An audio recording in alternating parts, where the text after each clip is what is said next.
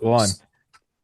Tuesday, December 23rd, 2025 at 10:35 a.m. Eastern Time with the Baldwins. You guys can go to the description, find the links to their Twitters, their Substacks, their podcasts, their Patreons, all that good shit.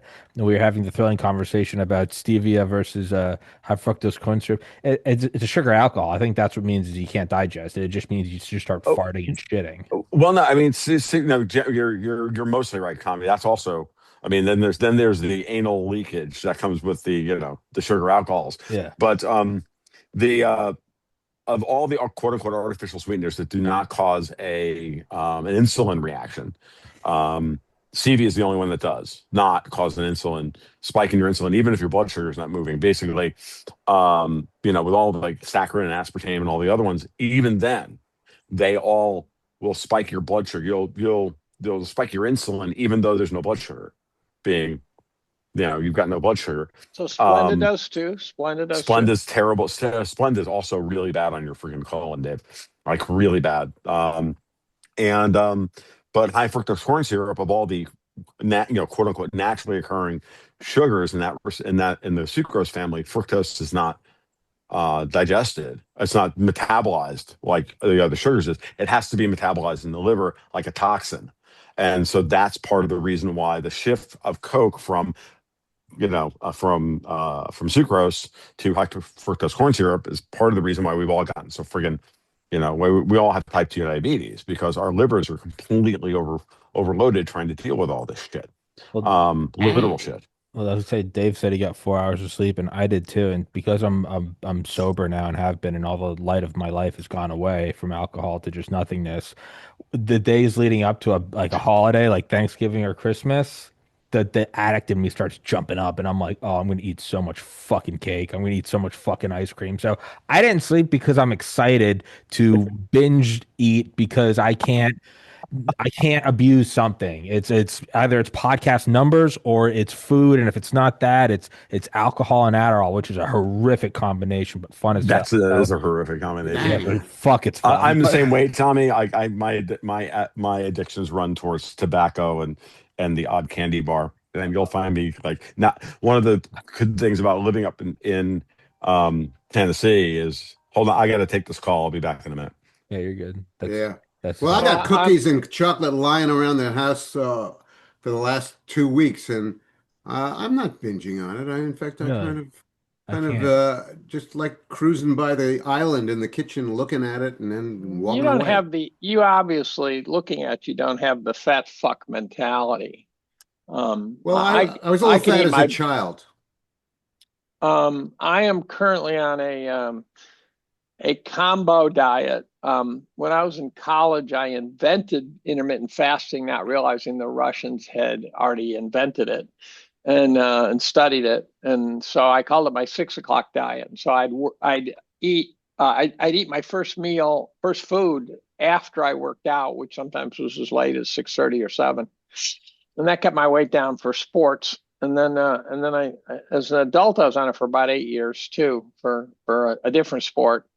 And now I'm on it, and I'm on a combo diet of Atkins and intermittent fasting. That's what I've been doing for the last year, and it And works. that'll rip it out. You're like a piece of bacon on a skillet. The grease is just falling off you.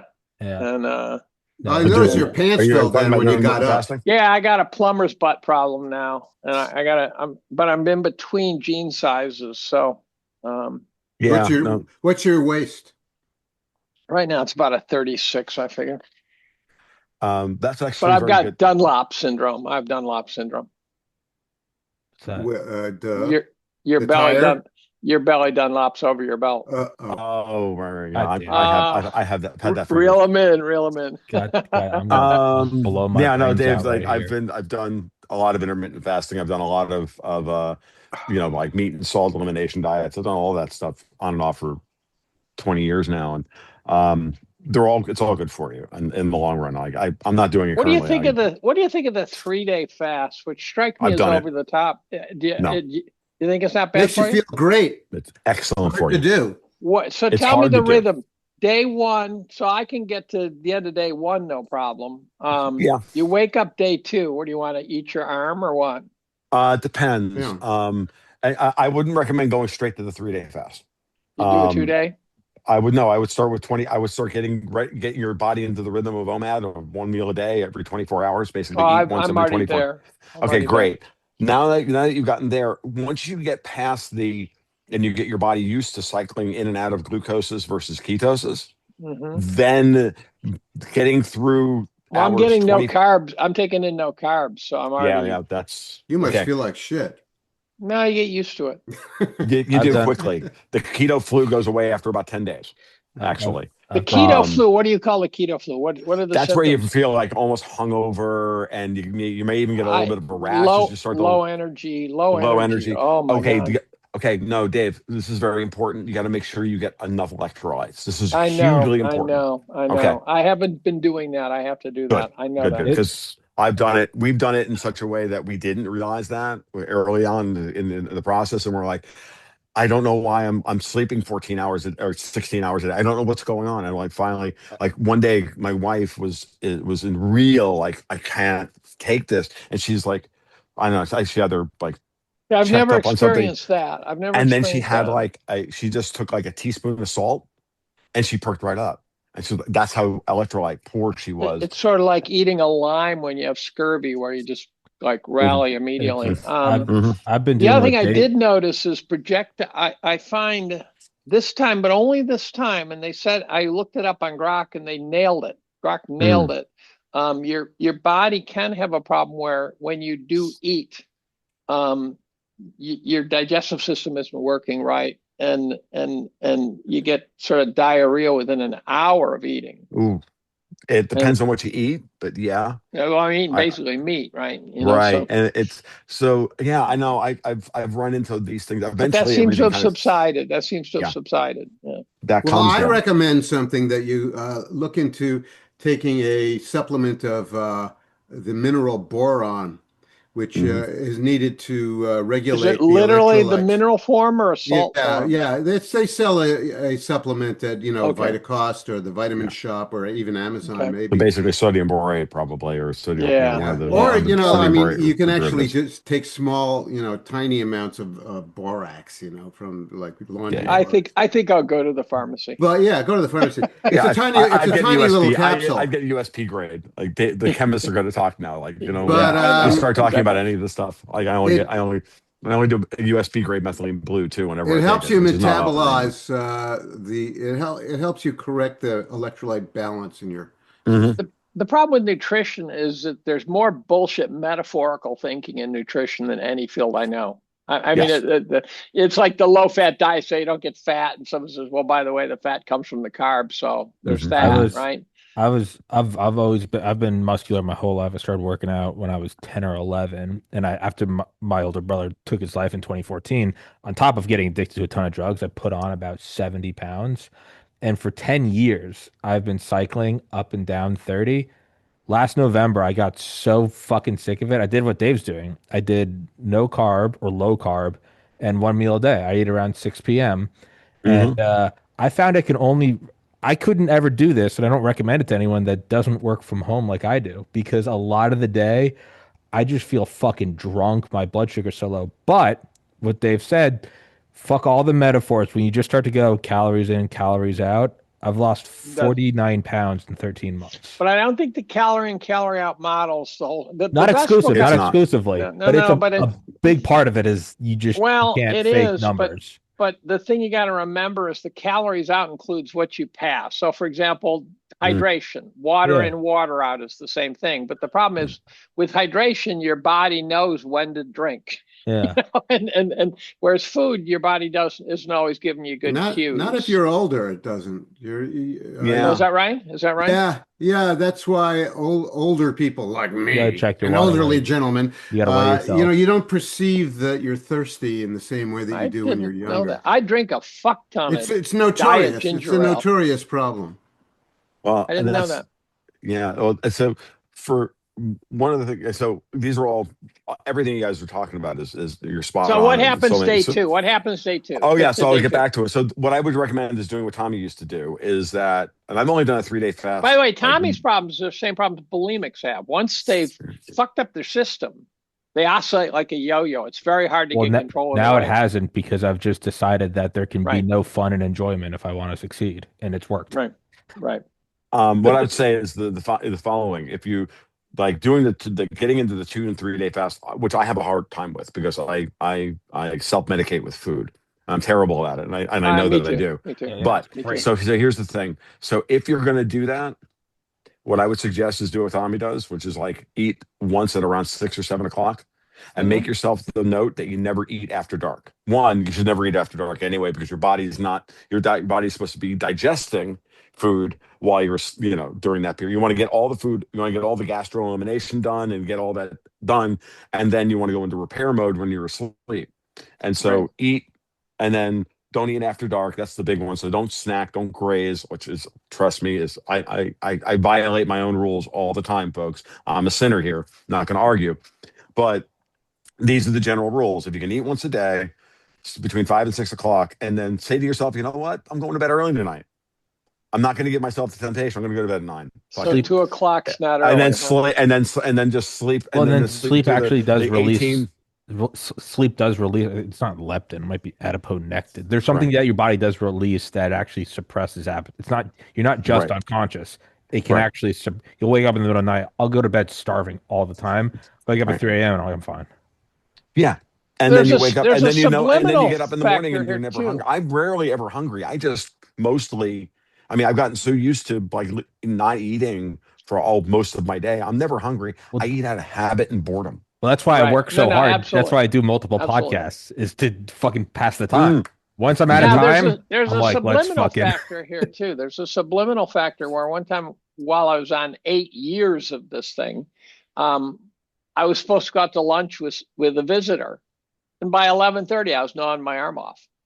Mhm. And I totally acclimated to not eating lunch. I've never eaten breakfast to speak Right. of. Well, that's Which is not actually totally good for true. you. Recently, I was sort of binging, and so that's what got me on it.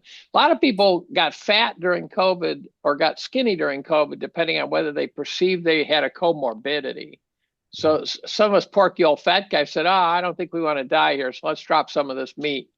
Right. Um, and but there is a subliminal component. There's definitely the grazing. The Oh grazing yeah. also happens when your insulin spikes after dinner, and then all of a Mhm. sudden the insulin says, "Feed me," right? So Mhm. And so what? it's a That's real part of the reason problem. why. Well, And again, then it gets down to, can your body cycle in and out of ketosis easily? And when it doesn't, that's really what type 2 diabetes is, right? It's insulin resistance. It's where your Hmm. body doesn't want to kick over. Now, a couple of ways you can also help that. And what Tommy does is the right thing to do, which is to work out, because apparently, if I remember this correctly, and anybody in the comments wants to quote me if I'm wrong on this, but if I remember correctly, both insulin and testosterone, the receptors on your muscles, insulin will sit on your receptors the same places that testosterone wants to go in order to build muscle. So that's actually part of the whole process of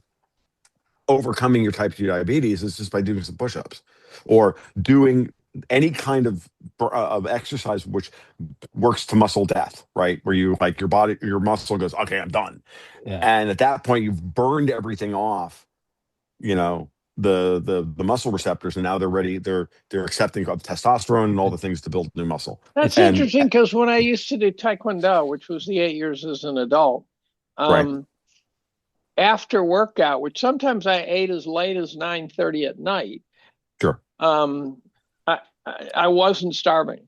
well, so It took a, away the hunger. a Yeah, counterintuitive no, thing. I ran into the same thing after I used to go to Taekwondo. Well, Same thing. a counterintuitive thing I've found over 2.5 decades of lifting is if you do calorically expensive things, body weights, dumbbells, some cardio, whatever, you will be so much less hungry throughout. There's Yeah. just Right. some suppression that I don't know what it is. And not just immediately after where people go, oh, I feel nauseous. I mean, for 8, 9 hours after I work out, if I Sure. don't eat and do nothing, I will be so fucking hungry. I will eat my arm. If I Mhm. work out and I stay busy and I eat less, I'm less hungry. It's the most, This is your caveman DNA. There's all it is. sorts of No, it triggers is. we have. Like, for example, women, when they have a refugee crisis and a million people flood out of Banana Republic A to Banana Republic B, the first thing they have to do in Banana Republic B is set up maternity wards because the pregnant women all drop kids. The Ah, minute they're out of harm's way, they start dropping them. yeah, Their body says, "You got time, yeah, punch that kid out." yeah, So your body Yeah, has ways of shutting down. It's like when you go into shock to shut off pain and things yeah, like that. yeah. oh yeah. Well, I mean, The next thing that women do is they start the psychodrama. Well, and They never stop that, well, Jim. that's when That Oh, never I was stops. just, you ever seen that really? video of Ronald Reagan in one of the movies, and he's like, "All right, go on, get out of here." He's hanging with a bunch of guys, and the woman goes, "I think I'll stay here," and he goes, "Get out of here." And she goes, "I said, I think I'll stay here," and he just stands up and just smacks the shit out of her. I think we just as a society need to move back to that. Just like in I'm general, not. just I'm not signing off. you on guys don't the, have to touch it. for None the of you guys do. record. I can. There's no one's out to kill me yet. But then it's just so great. You look at it, and there's just I mean, and talk about like a primal thing. There's just something about me. I go, it just seems like it solves so much Says problems right now. says the single guy. I've noticed. know, this. right? Well, Yeah. The single guy this says is the this. guy Right? who can't get laid. Yeah, exactly, Um, right. The single guy who's starving, talking about how alcohol is my opposed only to the- happiness. Let me tell you how to deal All with that- women. let me tell you. Let me tell you how that conversation goes in my house. I know where the knives are, and I know where you sleep. Yeah, I know. Yeah, And we've got a acreage in the back, and I've Yeah. got a shovel. I'm aware. You know, and I know a guy that can bury the body. It's Yeah. not. Yeah. No, I'm These are aware. these. I don't know about you guys, but these are things that we, Yeah. Yeah. that we She- cultivate. she who must be It's on our obeyed. bug out bag list. Yeah. It's like the guy who can dispose of the body. Okay, the 22 caliber rifle. Okay, Well, the MREs. All right. this gets at the caveman DNA, where the women had to figure out how to deal with men despite a grotesque difference in strength. Of course. And Sure. so women congenitally have to manipulate the shit out of us. It's a knife edge where you need a man who's big, strong, providing, defending, who won't beat you. And, Yes. and that's a knife edge. Yeah. Well, that's part of the reason why you have to get the man to procreate with you, and then he has skin in the game, and that's called the child. That's right. That's Yeah. right. That's right. Yeah, That's no. right. That does make sense. I was gonna say, even just kind of the caveman Yeah. mentality, how it really does conduct everything. Like I was looking at yesterday when Trump announced those new battleships, and like battleships have pretty much around the nuclear weapon is when they stopped being a thing. We still used them in I think Vietnam because we had them, but it's not the It's bee's old knees. school. It's Yeah. old school. And there's been a meme going around for like 10 years, like old battleship just put rail guns on it. And it's like, sure, all well and good, but these things, they still don't hold a candle to just missile cruisers. It's just infinitely better. And so when I saw that last night, my first thought was like, this is so fucking stupid. But back to Dave's caveman thing. But the next part of me, I texted my friend who hates Trump, and he's like, why would he do that? And I go, well, he's retarded. And he goes, this is a lot like Transformers, in that I know it's retarded, but I still want to see it. And like there is that caveman thing, even at that level, where everyone's like, why are we building battleships? But no, most guys are like, it's still kind of railguns on a battleship. Like really, like there is still that, I don't know, in-depth caveman thing. I guess. All right. I've become militantly anti-war, so I'd love to cut our spending. And I'm with you. that I'm sort with of no, shit. it's a horrible thing. What I'm saying Yeah, I is, know, no I matter know. what, I'm still like, know. I do want to see this. It's you know, anyone who has a daughter, your daughter will not burn down the house. Your son could very well burn down the house. You know, it's just the differences are profound. Yeah. I nearly did multiple times as a child. Yeah, the chemist yeah. in training. Chemist in Oh training. well, not even that. Just 1970s toasters. Blowing And shit bagels. up. Like, Just well, blowing well, shit up. Yes, then there's the I taking did a your lot of that. Maxbox collection out into the woods with a quart of gasoline and setting up a Exactly. and then nearly setting the entire neighborhood on fire. Oh no, Yeah, my- that's Guilty. normal. That's No. totally normal. That's My totally course. normal. My and then dad, come home smelling of smoke and gas and everything else, and your mom's like, "What were you doing?" I'm like, "Nothing." And the difference, though, is our generation, we would do shit like this. We'd get busted for it, but the parents would just shake it off. Whereas nowadays, the kid ends up in psychotherapy for 6 months because they blew up something. You know, it just, I had my mom was from like kind of the white picket fence nuclear family, suburbia, New Jersey, but my dad was from the boondocks up in New Hampshire, just like far below poverty level. It wasn't that way with him. He moved up through the ranks, but my dad is very laissez-faire. It's very like, don't get anyone pregnant, don't go to jail. Exactly. It That's was my just that. dad's My only mom was fear. much more, but my dad growing up, and God knows what I mean, there's so many times he's like, I'll tell you when you're 30. And you're like, oh, Jesus. But like, that's how it was just kind of like, is anyone hurt? Is the car working? All right, fuck off. It was just very, and don't fail out of school. Like, those were the, stay in that triangle.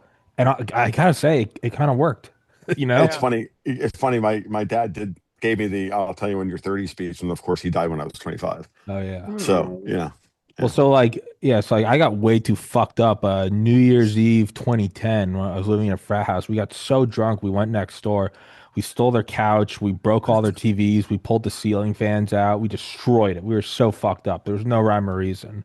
And and yeah, I almost got expelled and almost got a quintuple felony.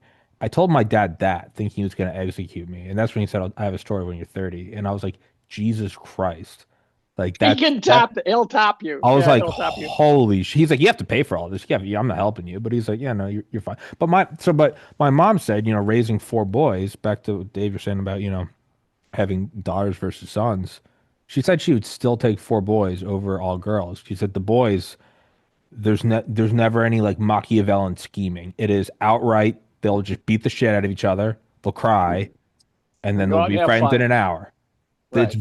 It's chaotic, and Right. yeah, you do have Right. to kind of worry about they might burn the house down, but there's no like CIA, MI6, KGB mind games going on. It's like very knuckle dragging, just punch, cry, it's over.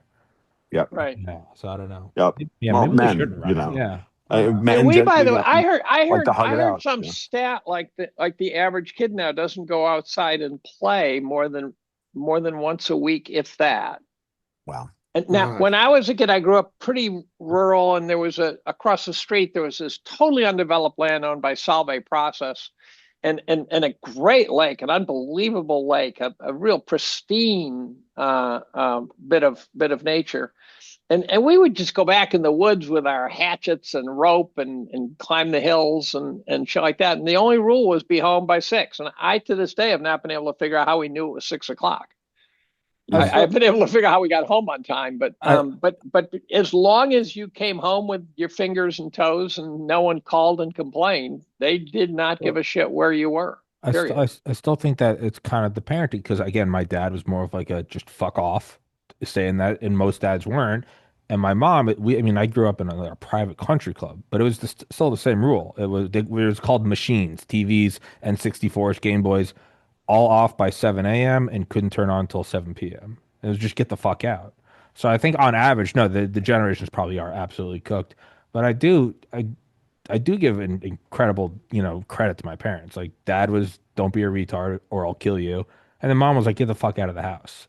So it really does. I think a lot of it is parenting. You can kick your kid out of the house. You can do it today. Mhm. Again, not that I know. I'm the only one here not with Well, kids, not my wife. But the this is parents are told not to do that. They're told that's bad parenting to leave them unsupervised. Well, if you oh get yeah, I told know. what parenting is by someone else, then you're a faggot. Like, do what you know is Right, right. Right. right.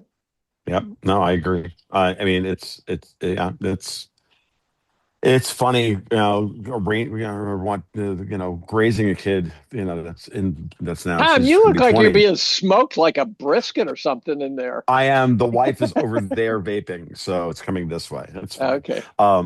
But it's She the heard house this. is on She fire. heard No, the no, Re- no. she My heard the son just Reagan set the house comment. on I was fire. gonna Come say on. no. She heard the Reagan comment about smacking, and she's burning it all Oh down. yeah. No. Oh, Yeah, so no. she Actually, lit the she's house. mad. She lit the Actually, house on she's fire. Yeah. she's annoyed because she normally sits behind me over here, and she's like, "But this video?" I'm like, "Yeah, you're over there." That's why I had to turn My the wife camera off a walked couple minutes. behind me in a podcast one day in her underwear. and, and the podcast host said, "So clothes are optional today." Mm. Well, this is why when we're up in Yeah, the Tennessee green with the screen. RV, Yeah. I had to get a green screen so that she could walk in because there's no other way for her to walk back and forth. Or it's like I'd like to take a shower. I'm like, okay, no problem. Depending on the app we're using is whether or not I can actually put up something funny behind me or not. Like some of the some of the like I think of like StreamYard. Like I can't do anything with other than I couldn't figure out how to like program the green screen for a background, which was kind of annoying. So I'm just like doing podcasts with a blank green screen behind me, which is like, when I'm the most interesting thing in frame, there's something wrong. True. So Fair. what's going on, Jim? We've been sitting here like, Yeah, I'm getting sleepy listening to this yammer. well, Well, fuck you Aimless too. fucking yammer. Get the fuck okay, out. we'll take the aimless yammering in Point, a different direction anytime point you're ready. taken. Point taken. What do you want to talk about, Jim, before we break for Christmas? What's Oh, on your okay. mind? Well, there are a couple of things on my mind. One is that there's a lot of chatter that many of the people we might call coopsters, the people who have been involved in the long-running coup uh, Mm, against various Trump governments, one mhm. and two, that a lot of these people are actually managing to form a kind of rogue directorate to run people and agencies, like DOJ and CIA, to It's like continue to Colonel be able to agencies. do that. People like John Brennan Hmm. and And Pompeo Comey and guys like and that. Yeah. Comey, Gina Haspel, and I'm kind of wondering about how that's working. And uh, it seems to me, for one thing, that the Department of Justice is just infested with bad actors. Yeah. Still, Yeah, bad and attorneys, bad we're attorneys. still dealing with a Congress that is in And I was a full little surprised. obstruction Yes, mode, right? well, yeah. Uh, that's another story that Hmm. why we can't. I don't want to get off track here, but why we can't get John Thune to change a few Senate customs? They're not even rules, Right. like the cloture problem. Hmm. It's just incomprehensible, and why he can't be shamed into doing that. But it disturbs me. It disturbed me yesterday to discover that some information about Todd Blanche, who was one of Trump's attorneys in his various court battles in 2024. But and he was appointed deputy attorney general. And a lot of people are complaining that he is obstructing efforts to get Tina Peters out of prison in Colorado and make other things happen. He's also accused of allowing that particular Eastern District of Virginia prosecutor to slow walk the Comey case until just a few days before the statute of limitations ran out. Hmm. Isn't the prosecutor of the Comey case a total retard too? No, well, the prosecutor is a woman named Lindsay Hmm. Halligan, who was But she's an a White insurance House. lawyer. Yeah, no, She's some kind of they lawyer, they but did that intentionally. the whole Right. I look. She wasn't the only one setting up this case, Right. constructing the case against James Comey. It's pretty cut and dry, and is based on video evidence and written statements, and it had been constructed by a lot of DOJ attorneys. But By the way, a good book on that subject, Coup d'etat by Jerome Corsi. He yeah, really does yeah. a great job on it. I've seen his videos, and of course he does. He He's is very interesting, but anyway, getting back to Lindsay Halligan and everything. Let's remember it was only partly due to the turmoil in the DOJ that Comey got off. It was also largely because a couple of Democratic Party oriented allied judges in that district threw the case out on pretty spurious grounds. On So, on on on okay. going right back to John Thune and us not having any district attorneys actually I'm sorry confirmed through the Senate, and that's what they threw the case out on. It wasn't standing, it Right. wasn't No, merit, it was yeah. just, oh, this prosecutor that's running this case is illegitimate to She throw the hadn't case been out, confirmed right. properly. and But and and that this is another thing is that Mike Johnson, the Speaker of the House, could invoke a recess that would Mhm. allow Trump to make recess appointments. And the way the rules work is that Mike Johnson invokes a recess. The Senate under John Thune disagrees with that. And if there's a disagreement between the Senate and the House about whether there's going to be a recess or not, the president has the capability of calling the recess, in which Mhm. case he then has a period of time to jam his appointments through, the appointments that have been thwarted for 12 months now, going on Right. 12 months. Yeah. So he's got to get those people into their positions. And the whole thing, this whole dynamic between the House, the Senate, Johnson, Thune, Trump is all pretty mysterious. The stuff that's going on in the DOJ is mysterious. Um, you do have to wonder, for example, why didn't Pam Bondi intervene with that attorney? I forget his name, yeah, in the Eastern District of Virginia, who was slow walking the Comey case. But why? How is it possible she was unaware that the statute of limitations was going to run out in 3 or 4 days, and that they Yeah. had, and this guy wasn't on the case? Wasn't it? It was Yeah. intentional One sabotage. of the angles on Fucking this I want to weird. bring, it is Intentional all really weird. sabotage. It's intentional Well, it is. sabotage. Come on. And what I want to bring, a couple of things that I think to bring up to Jim's point is this. A lot of people in Congress right now are trying to figure out how much of a lame duck Donald Trump is. They're trying to come into the primary season. They're trying to figure out whether or not they have to, play ball or not. And if they can slow walk this for as long as possible, and they're getting told, we've got this ring fenced, just stay out, just stay out of it. We're going to take care of this, and we're going to take him off the board, and we're going to take him out effectively by either, ripping, by slowly getting rid of his majority in the House by, well, we get this one goes away and then this one retires and this one is this one switches parties or whatever. Everybody's going to start doing their calculus as to whether or not, who they're loyal to, right? And I think that that's part of the reason why you can't quite get the House and the Senate to that one of the for Johnson to put the pressure on Thune to then give Trump his recess appointment. Yeah, but at a right? certain As you point, just laid out. you get really bad optics, as they say. Oh, I agree. And No, the I'm public not arguing with realizes that they're just being fucked around. I agreed How about, completely, Jim. but isn't it I'm just possible? laying out I'm just laying out their perspective on it. I'm not. Another That's all I'm doing. really weird thing that happened in the past 24 hours, or not 24, the past week, is that Elise Stefanik, out of nowhere, just bailed on her congressional seat and on running for governor with no real good explanation. It was like family Again, reasons. And, again. and there hasn't been a peep out of her or the people around her in the last 5 days since she did that. And it's very hard to understand. Now, apparently, Mr. Trump did not come out and endorse her run for governor. Mhm. Rather, he kind of endorsed the other guy who I forget his name, but he's the county executive for Nassau County, Long Island, which is a Mhm. hugely, a huge demographic blob of New York State, and Mhm. close into New York City.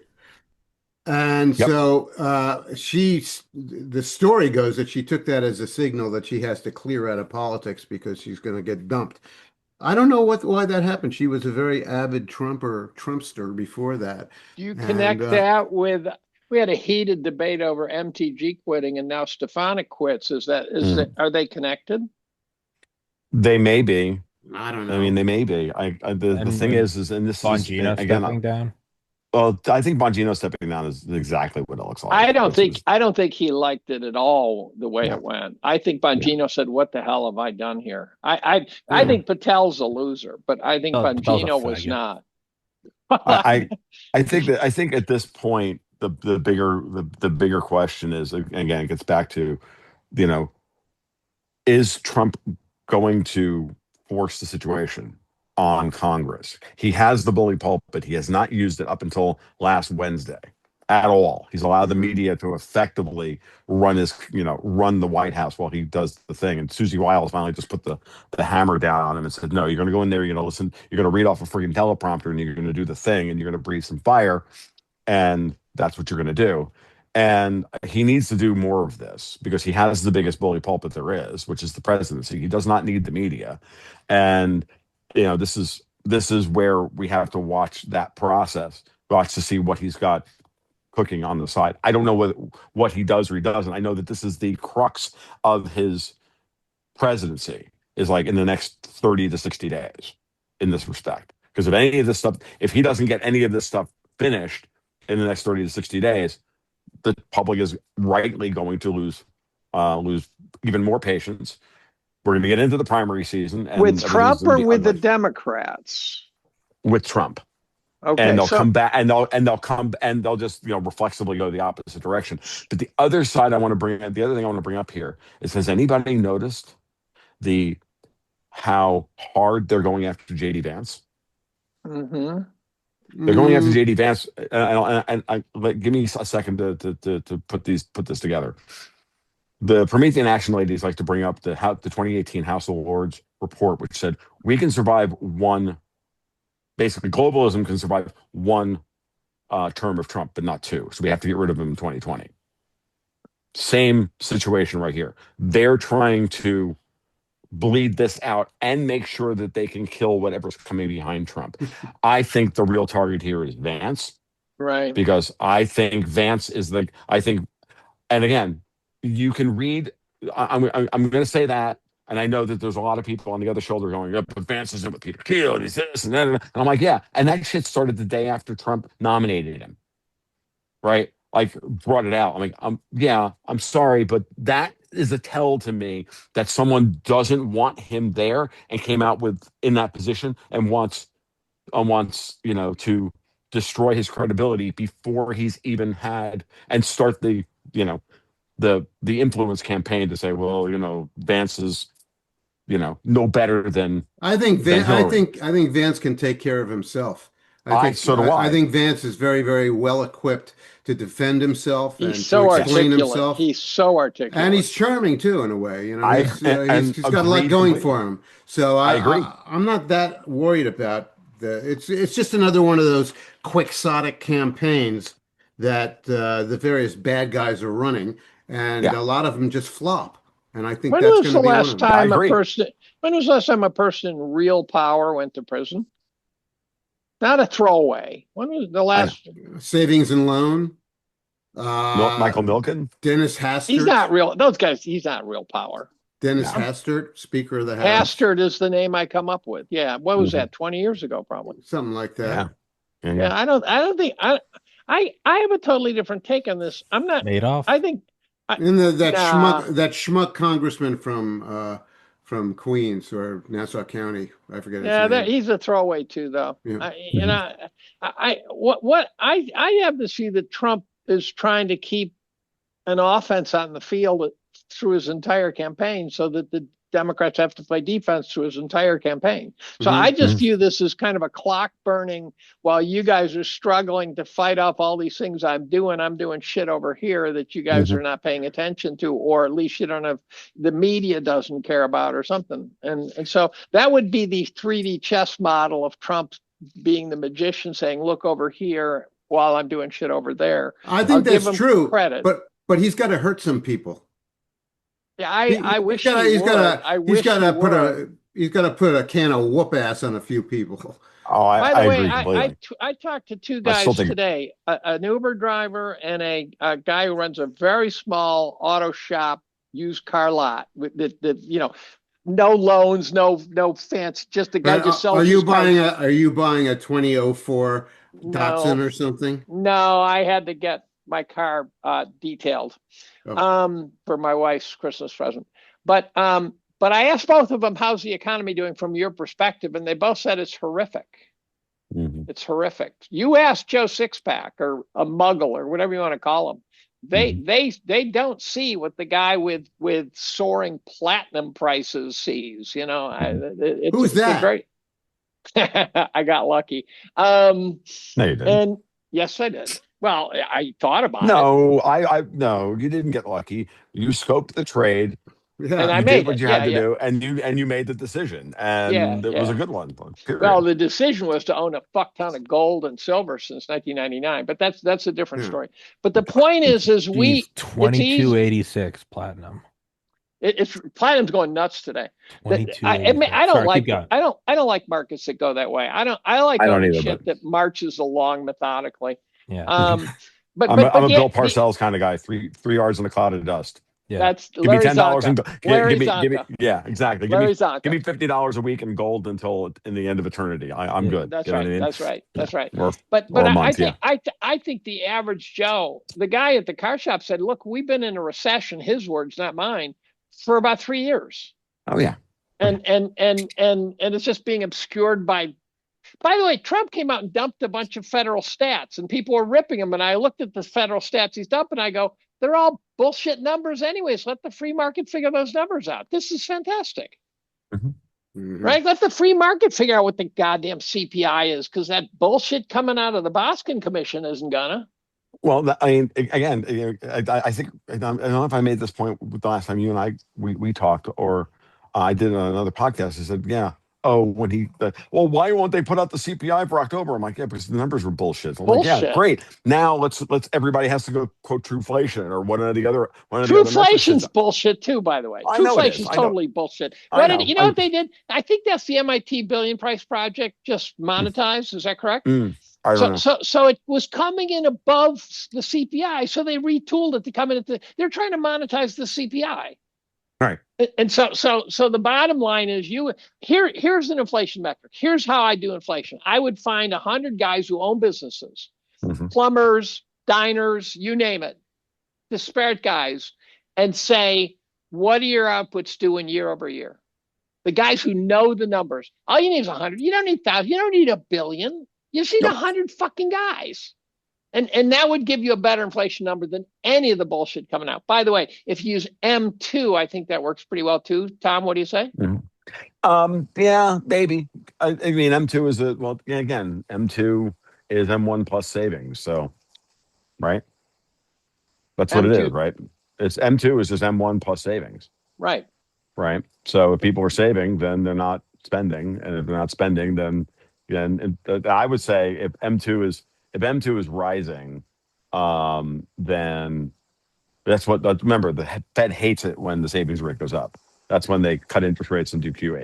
Right? I'd be very surprised if anybody FYI, FYI, yeah, because they're just it- Keynesians at heart. They don't believe in the excess. The But- paradox of thrift is their guiding principle. Which But you know, Just the ridiculous. middle policy. class is so hammered, with I debt. know. It's that- terrible. Saving nothing. How could they Nothing. possibly save anything?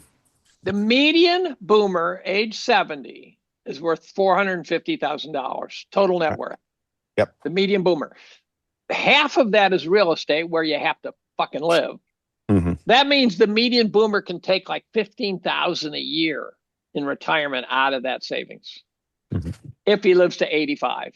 At that point, he dies of starvation. I know. They're not well off. They're not well off. No one is well off. We've had again. I mean, how many times Dave's have we well discussed it? Well, Dave's well off. Dave is a professional chicken choker, which pays well. I mean, I didn't know you went pro. He even made the joke this time. We didn't have to wait for him to go to the bathroom so we can make the joke for him. Behind the dumpster at Wendy's, $20 a shot. Hey, it's an all cash business. I know. You don't have to pay. You don't have to pay taxes. taxes on it. There's I no know, taxes. I know. I wonder what's going on in the fast food joints if people are not buying the hamburgers anymore. I think that is happening. I think that's exactly what's happening. Pretty fucking expensive. I thought McDonald's was printing money. Here's an observation. I thought McDonald's was printing money because I saw a line around the block of cars. And then I realized that that's a line of cars for one cash register. That's it. And then I actually timed it one day, 3 minutes per car. Yeah, and I can't fathom why people would line up in their cars to wait for 30 minutes to do that instead of just parking and walking 50 feet into the fucking store. You wait there too. You wait there too, it turns out. It's a long wait in there. They're not processing customers. You go to someplace like, do you have a Wegmans near you? Anyone have a Wegmans? No, it's No, you got Rochester based. Well, it's That's moving now. out. That's out in Western New York. It's the biggest private grocer. You go to Wegmans and they have probably got, including the self-serve, they probably have 100 cash registers. Wow. They are printing money. Those guys, and you go in there, you go, these guys sell fresh squeezed orange juice, right? It's like Trader Joe's on steroids plus everything Right. else. Mm-hmm. They know how to do it. Mm-hmm. I don't know. Like, I'm not going to say I agree with you that the economy is not good. I think we've been. I mean, honestly, Dave, I think we've been in a depression since 2009. That's the way I've looked at it. I agree. Right. I always have. agree. It's been an inflationary depression the entire time. And we're just watching, and so now the question is, are we beginning to make, are we going to start to turn or not? I don't know. But we have a better chance of that happening if the money flow is coming back this way as opposed to going out that way. And that's the big question. Like this economy has been living on deficit spending and zero bound money up until very recently. That's what's run it. And now it's a matter of you have to have the reorganization of the economy, and that's hard. I just think this is like late 1981. That's where I see that's where we are. Except the valuations say it's 1999 on steroids. Well, in the stock market. Agreed. Well, but that's going to trash all the retirement accounts if it corrects. It's going to trash everyone's savings if it corrects because we're all in. Again, now we're arguing, and now we have to decide on what's the path through this, which is, do we inflate the collateral? I was having this conversation with my friend Halsey English about this the other day, and the big one is, if you want to save asset prices, then you have to reprice the collateral that the financial assets are based on, so that you can then allow for everything else to catch up. And that's why we're seeing the massive repricing of gold. Copper's $5.60 a pound. Like, we're not, silver $70 an ounce. The copper play is an AI play. Is that right? Is that what part of it? I also just think it's a reindustrialization play on the United States as well. And it could also be partially a war play, right? But there's not a shred of evidence that reindustrialization is going to begin soon. By the way, MarketWatch has silver over 70 now. Is it? Yeah. Yeah, I mean, futures. Yeah, I watched the spot prices on both of these, but I haven't watched it in the last 2 or 3 hours. But yeah, like it's silver is, there's a lot going on in silver. But it seems to me, my friend Vince Lanci for what's going on in the guts of the silver market right now. I don't think silver stopping until we get to 3 figures. By the way, that apropos of what you said about the economy 2 minutes ago, that. It is going to take some time, because you have to redirect all of this capital that has flowed into rent seeking and put it back into production. And that's going to be a fight. It's going to be a fight. It is a physical. That's a huge physical task. You have to create the places where you make stuff and produce stuff of value. Multi-decade. We are at the beginning of this process, and it ties back into what Jim started the real conversation about, which is that fight that Dave just identified is taking place in Congress, which Jim just identified. Why? Who do you think is been tasked with fighting the reorganization? The very people who created this process in the first place. Like, they were bought off to do this thing. And then we have the other big issue. I was thinking about this. This is something that popped up the other day as well. Like, we have a bunch of people in Congress. I'm going to reframe something for you all, just to throw it out there as a maybe. This is a better explanation than just like raw corruption. We have a bunch of people in Congress that don't know a goddamn thing about capital markets. I think we all nod yes. Almost all of them. All of them. So they know how to make inside trades. Well, I know that, but that's making one-way trades is easy. What I'm getting at here is that if they're being told behind the scenes, if we vote, if we stop deficit spending, or if we do this or we do that, our creditors are going to dump all our debt on our heads and detonate our capital markets. What do you think? How do you think they're going to vote in Congress? How do you think they're going to act in Congress? What do you think they're told when they first walk in to the hallowed halls of the Congress and the Senate? What do you think those conversations look like? When I think about that that model, right? It makes a lot of sense to me that they don't know anything and they're scared to death. They're not necessarily that they're not corrupt. Many of them are insanely corrupt. Don't get me wrong. But at a certain level, there's just the the Joe Sixpack of Congress that doesn't really have much, understanding of it. You don't have to bribe them all, because bribing them all is a lot. That's actually a lot of work. You just have to scare the crap out of them all.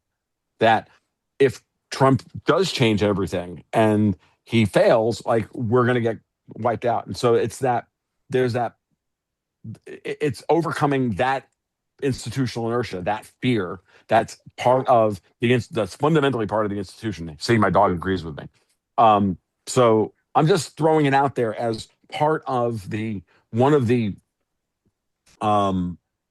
dynamics that's at play here, on top of the corruption, on top of the clearly obvious influence campaigns that are being run by foreigners on us, be it from Europe or the Chinese or the Russians. They're all doing it because they don't know what's going to happen here. Because everybody's out there either actively attempting to destroy the U.S., and then there's the other ones that are just hedging their bets if the U.S. doesn't survive it.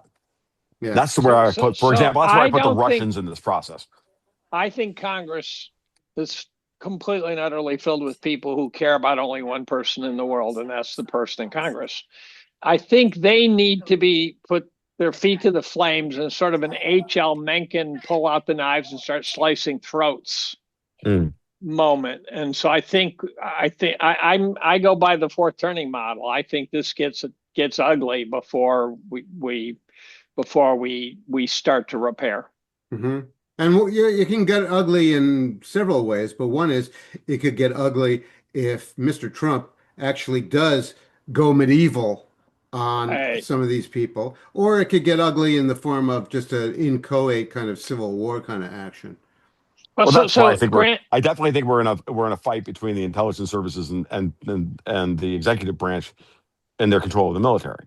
And you can see that Trump is invoking the military because the military is what counters intelligence. You want to stop an intelligence operation, you force them to deal directly with the military. You think anything's going to happen to the astronaut senator, the seditionist, Mark Kelly? I certainly hope so, but at this point, we'll see. Nothing does. I'm pretty pessimistic. But Mark Kelly's not powerful either. Right. He's a guy. He was set out there to do exactly. He was set out there to do exactly what he did. I think it would be a serious example. He would be. It would be great. I have a good book for you guys. It's called "What Went Wrong with Capitalism" by Ruchir Sharma. And it could come off as a screed about free markets and let us do our thing and let us make money, but it's way better than that. It really talks about what I would summarize as bad interventions with good intentions. And he talks really about all the interventions that the government does and all the ways that it corrupts the function. Mm-hmm. And again, it's not saying just let everyone go and go wild. It's really saying when you do this, the free market has a way of getting around it, and it ends up restricting a bunch of functional companies. And it took me a little while to get the rhythm of the guy's book, but I think it's a fantastic book. Yeah, well, it sounds like a meta narrative about the diminishing returns of complexity. That's exactly right. That's exactly right. Yep. That sounds like a very standard kind of Austro-libertarian critique of these systems as well. It's like, look, I've always said, like, governments are only really good at two things: killing people and creating black markets. Right. Like, you know what I mean? That's a good phrase. I like that. I like that. Killing people and creating black markets. Mm-hmm. Yeah, that's pretty good. And aren't those the I think things? it, Yeah, those are the you know, things they purport and that are removed by government, by the existence of government. My dad was a great capitalist. He ran a company with quite a few employees, a construction company. One time I asked him about national health care, which we kind of have, but it's totally ad hoc. So if you're broke, you go to the ER, you get some treatment, but it's kind of ridiculous. And I said, and what about national health care? And he says, well, it sounds like a good idea, but what you will find is every time you ask the government to spend your money, they do a horrific job. So you don't ask them to spend your money. yeah, yep, yep. That's exactly Are we correct. getting a feedback or someone talking somewhere? Oh, that's your That wife. would That's be Tom, yeah. that would be my dog screaming at the Okay, at that's the fine. at, I just you wanted know. to make sure it wasn't an echo. Yeah, Um, I have my crazy rat terrier that gets spooked by the wind, and now there's somebody running around who's not supposed to be here, walking in and out of the So, house, and she always barks at it. in light of all these things we're talking about, the failures of the legislature, of Congress, the failures of the financial sector, the influence of foreign meddlers and other things. You think anything's going to change up as we turn the corner on the year? Because I kind of do. I kind of have a I feeling that we're, that things are going to kind of be busting loose a bit. I don't think Venezuela is unrelated to all this. I have no idea Oh, how I it's know related. Venezuela is like central to it Well, all. back to what But you yeah, were saying, Tom. It's the hmm intelligence community versus the executive. Yeah, right. it's something's brewing there. Hmm. I No, think I You agree. think the CIA owns Venezuela? probably. I I think think we're it's probably far more. blowing I up. think it's far more complicated than that. But I think Venezuela is like kind of like the nexus of all the bad narratives in the Western Hemisphere. I think it's I think there's a lot of City of London. I think there's a lot of Iran. I think there's some Hezbollah. I think there's some France. Yeah. I think there's some oil. I think some CIA and Mossad and MI6. I think they're all in there. I think it's all part of it. I honestly think that Maduro is just kind of like the fall guy, dumb bus driver that we're supposed to hate. yeah, When the truth of the matter is that all the bad actors are running behind the scenes, and we're supposed to hate Maduro. yeah. I don't think Yeah. Trump's trying to get Maduro out of Venezuela. I think he's trying to get Maduro. I think he's actually, and To not even to kowtow. save Maduro. He's trying to move Maduro onto his side of the ledger in the Right. same way that Interesting. he's done the same thing with Qatar. What you And know is it's not about drugs. You absolutely know it's not about They drugs. can't. For one Yeah. thing, because the CIA wouldn't sign off on that. So Well, I think that's probably why there's friction is because we're blowing up the CIA's boats. I right. But it's think very that's part of it. awkward I because don't they even can't know if come out. those boats. I don't think those boats even have shit on them. If you're going to move Dude, this drugs shit might be in deep earnest, fakes. There might not even be fucking boats. Like, well, you know? but the cigar boat doesn't carry the kind of drug loads that are coming into No, this tankers country. do. Right. Here's You know, here's the China cargo ship size containers. right. Let's not even get into containerized warfare, and let's not even get into that potential worry. K Club missiles. So let's talk about that first ship that they seized. They The seized or first blew one up? Blew up. that they seized, the Seized? big one that they Okay. seized, The tank, Okay. the not the settler tanker. or whatever the hell that thing was called. Did you notice how we didn't hear anything about it? Yeah, we just saw the I don't videos. know of it. I don't even know of it. So yeah. Oh, we heard You about. didn't- Oh, we heard it. We seized the boat. And Trump said We last didn't night get we're any. keeping the boat and the oil. Well, I thought it was just one boat. I thought there were two boats. There's two boats, There's- but last night he was asked about it. He said we're keeping the oil and the boat. Yeah, so that was the second boat. The first boat, Okay. like EM Burlingame and Blaine Holt did a great 20-minute podcast with Crypto Rich about this, and they both thought whatever was on that boat, it wasn't drugs because they would have showed us the drugs. It wasn't girls or children because they would have showed us those. They think Right? it's leadership, military and intelligence. They thought it was from other military leadership either coming out of Ukraine or ISIS or whatever being shipped in here to start the kinetic civil war. Yeah, and they need leadership. They got plenty of ground troops. Well, and here then in the United States. didn't Zelensky say something like 90% of the weapons we don't actually see? Well, yeah, Right. Yeah, it's probably in Venezuela. Yeah, they're I think being it's so shipped much in through darker and Canada into here. murkier than we can ever, even the most cynical. Yeah, of us can. I agree. Don't you think So- this would be a bad moment for any party down there to start something like that? They're to not send starting a down bunch- there. They're trying to bring it up here. I know, but isn't this a bad moment for them to do it? I mean, It might be forced. It might be I think that's that. I think the argument that Tommy and I and guys like Ian are making is that Trump is, and Hegseth and whatnot, they're pushing the pace. They're pushing on this pressure point in order to stop it. Like that, like intelligence services, they fight wars like women. They fight wars indirectly, right? And by the way, So the only difference in the way they fight wars and Hamas fights wars is one's the enemy. So the freedom fighters on one side are the terrorists on the other side. of course, Well, of course, which is of course. also awkward because most of them are on our payroll anyway. Right. Yeah, and then Operation it gets really Cyclone, Sycamore Timber. right. Mm-hmm. So like you start to Awkward. ask yourself, this is the question: who's anybody working for? Right. That's the question. That's the ultimate question. Who's working for what country or for what faction or What whatever you want to faction? call it? And I would argue, and I think it's pretty.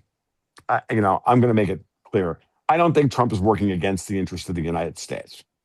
I'm going to put that out. I've always had faith in that. Right. In that. Okay. So if we take that as a basic premise, then watching the moves that he makes, if you use that as a premise, it's like that is a given. Let X equal Trump loves America, Sure. right? And then set the boundary conditions of the problem, and start running that out. You say to yourself, okay, so then why is he doing that? Right. And then now it's an interesting angle on all of this is that no one talks about Venezuela from the standpoint of the Bush clan, right?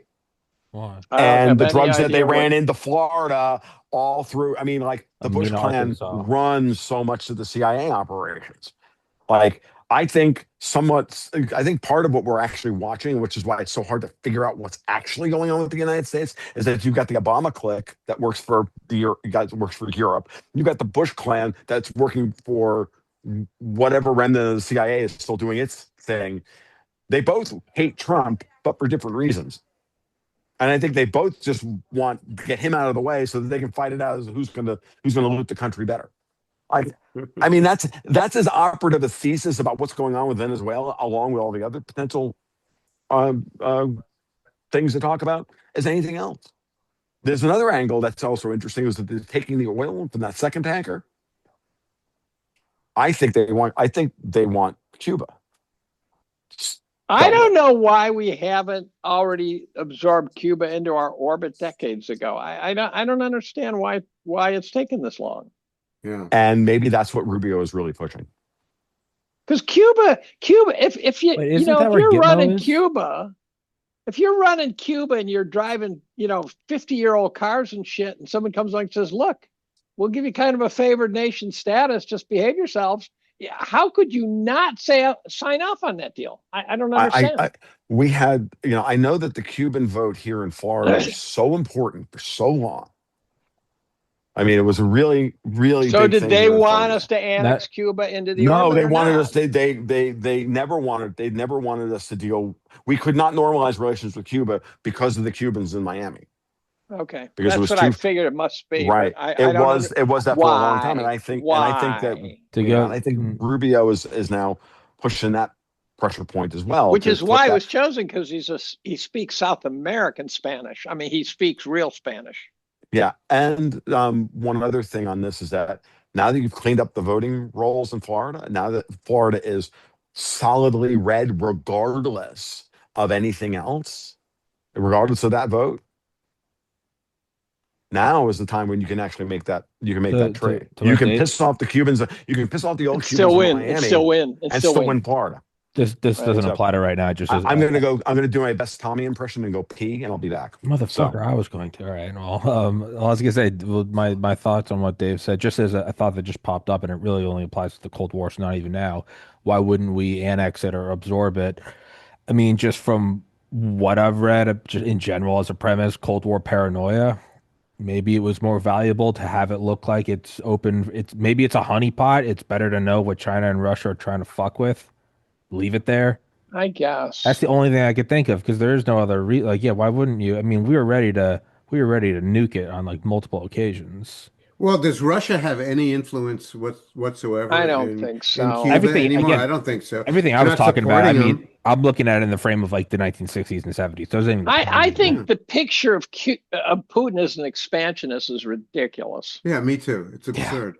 The It's last absurd. last thing he needs is to take the It's, burden of failed states and floundering states on his treasury.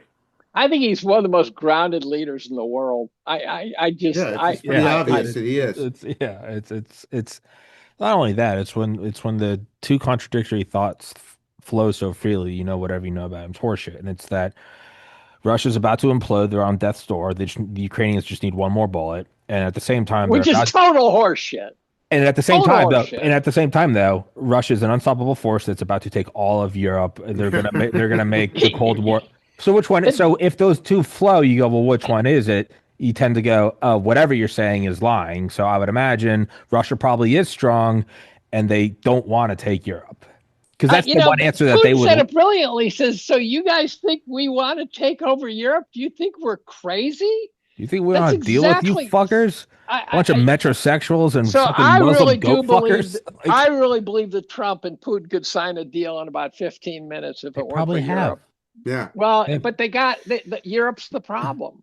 But I don't understand why they remain a problem at this point because their weakness is so obvious. Europe. My guess is there's connections that we can't afford to let break or something. Well, There's got to be some reason why we've got to cater to Europe, and I don't know what it is. I had a DIA guy on yesterday, and he was saying that they're actually when you look at Europe being, like, well, what the fuck do we get from them? I guess Hegseth is making major moves to move Eurocom and Africom and CENTCOM. So we have the big military presences around the world. We're moving them all back in our own hemisphere. So one that kind of doubling down on our own thing, but that's also a way of saying like, and as we reduce our footprint over there, hey, Europe, You're on your God own. bless. Yeah, you're on your own. God bless. I'm a big fan of Monroe Doctrine 2.0. Me too. Me too. Here's what I've said this for years. If I were looking at the oil countries in Middle East, take over the Western Hemisphere. I would just say, look, guys, here's the deal. You got the oil. We want to buy it. If you stop selling it, we're going to send our military. Otherwise, we're going home. Behave yourselves. Have a nice day. I think we should let them. I don't know if you saw. You might have seen it, Tom, because you follow EM. But somebody tweeted, they're like, "This is what Trump wants. You Americans need to wake up." And it was America. It's the world split into three. And it's America, Russia, China, a tripolar world. And EM said, like, I don't hate it. And most people are like, all right. Like, it's all these veterans. It's all these veterans that have done the endless wars. They're all. I've been calling it art. Although I for believe a Trump year is now. exactly the guy to bring Russia into our orbit away from China.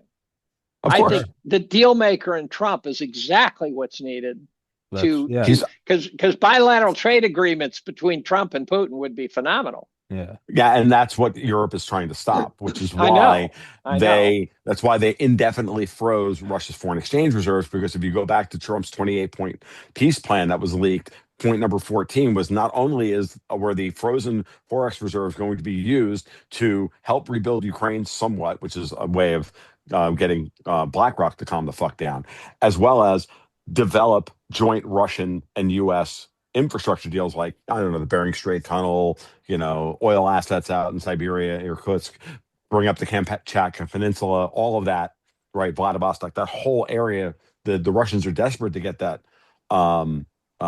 developed, and only American money and Japanese money would be a natural fit for all that.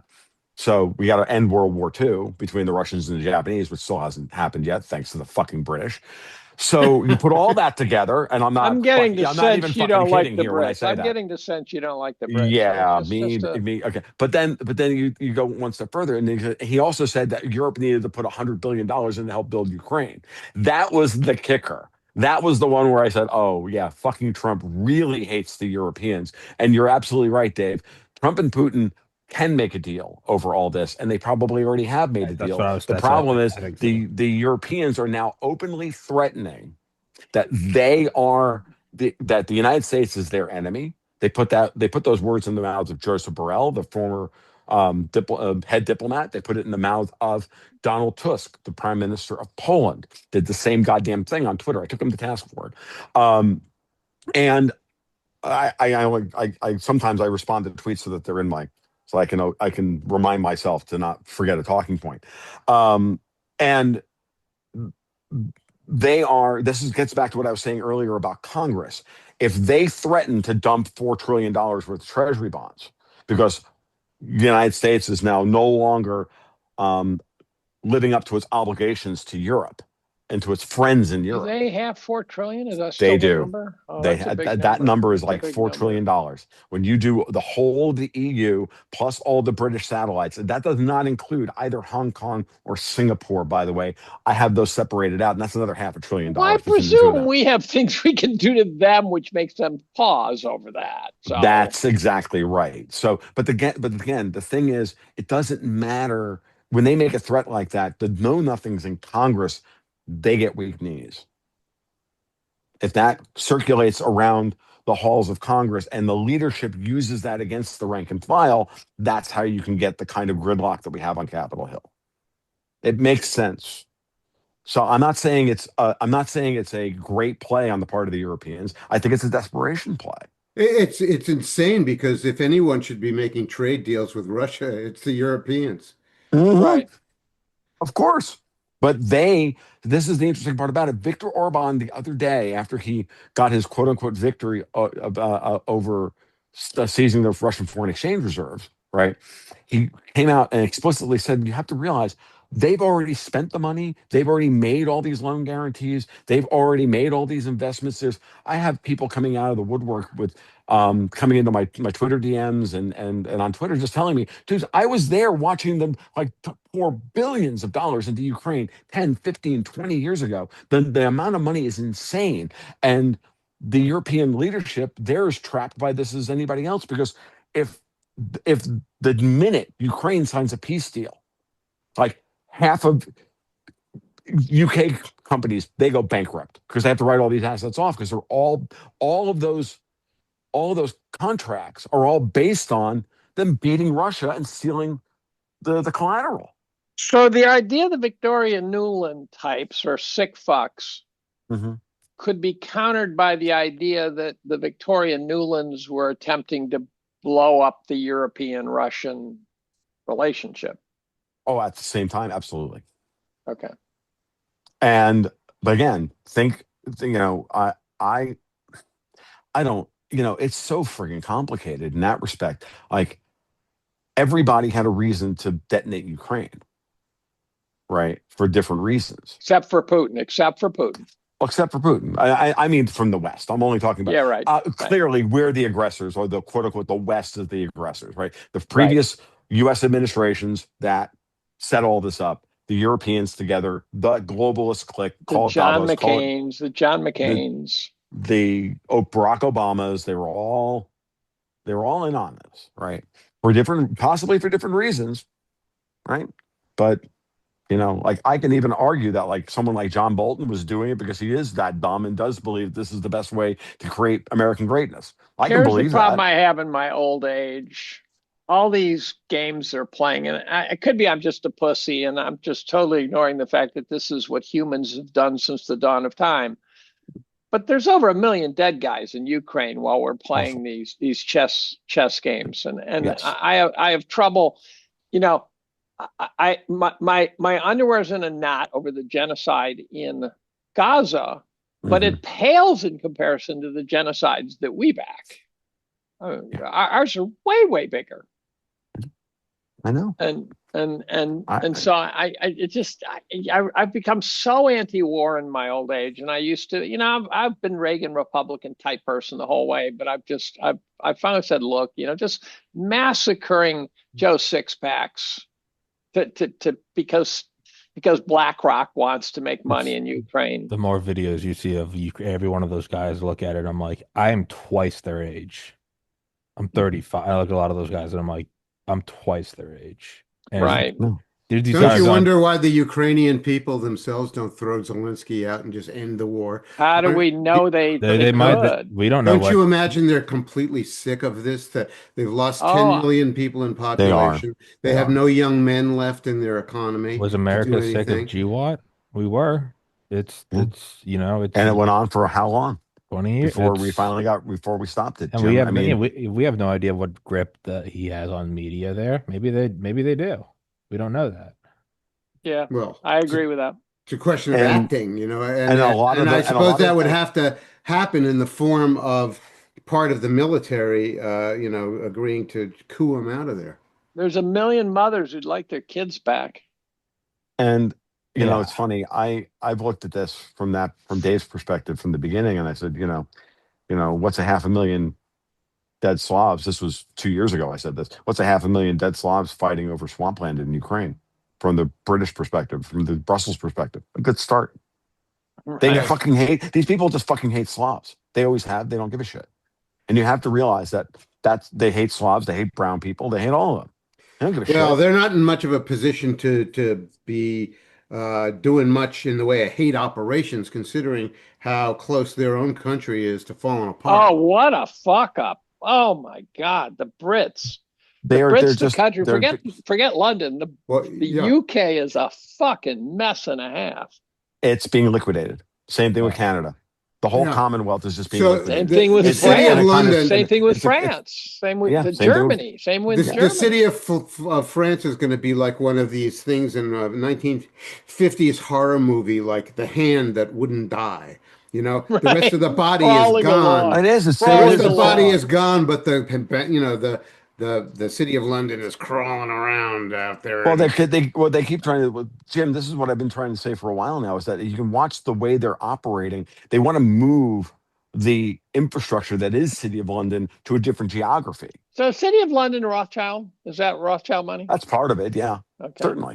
Of course. I mean, I'm not going to Rockefeller money or no? Sure, probably. So once it's gone to Qatar or wherever it goes, Well, it's not going to Qatar. Dubai Trump cut that shit off. okay, well, Dubai or somewhere. Once it's gone there, what happens to Keir Starmer and Britain? I don't see how it They don't really care. survives. They don't care. Who's they? These people are locusts. The Who's the people they? who are actually the financialists that created all this. They Yeah, don't but what give a about shit. the British people? Don't they care about their own country? They No. don't have a say. Well, the British people Same, don't have. same as they- Ukraine they or don't- America and GWAT. They probably do. They do care, but there's not. They're hoping to be saved. I don't know what they're doing. They're the going to have to stand up and Brits- save themselves. They The think Brits- Superman's They do gonna. it. I mean, that's why the French. That's why the French are so interesting, right? Because the French are out there literally protesting it's real in France because it's the middle of winter. Aren't they famous for protesting? It's not bullshit in France. It's too fucking cold to be protesting because George Soros paid you $25 an hour. Unless you're a snow Mexican, then that's nothing. Oh well, that's just like the greatest line ever. Aren't the French like professional protesters? Someone said that, and I don't really know. But there is something kind of funnily I don't know, admirable about them. Just the nonstop memes are, they're cowards and they surrender. But at the same time, like they'll throw a fucking brick through your face if you tell them that they can't take a 4-day week.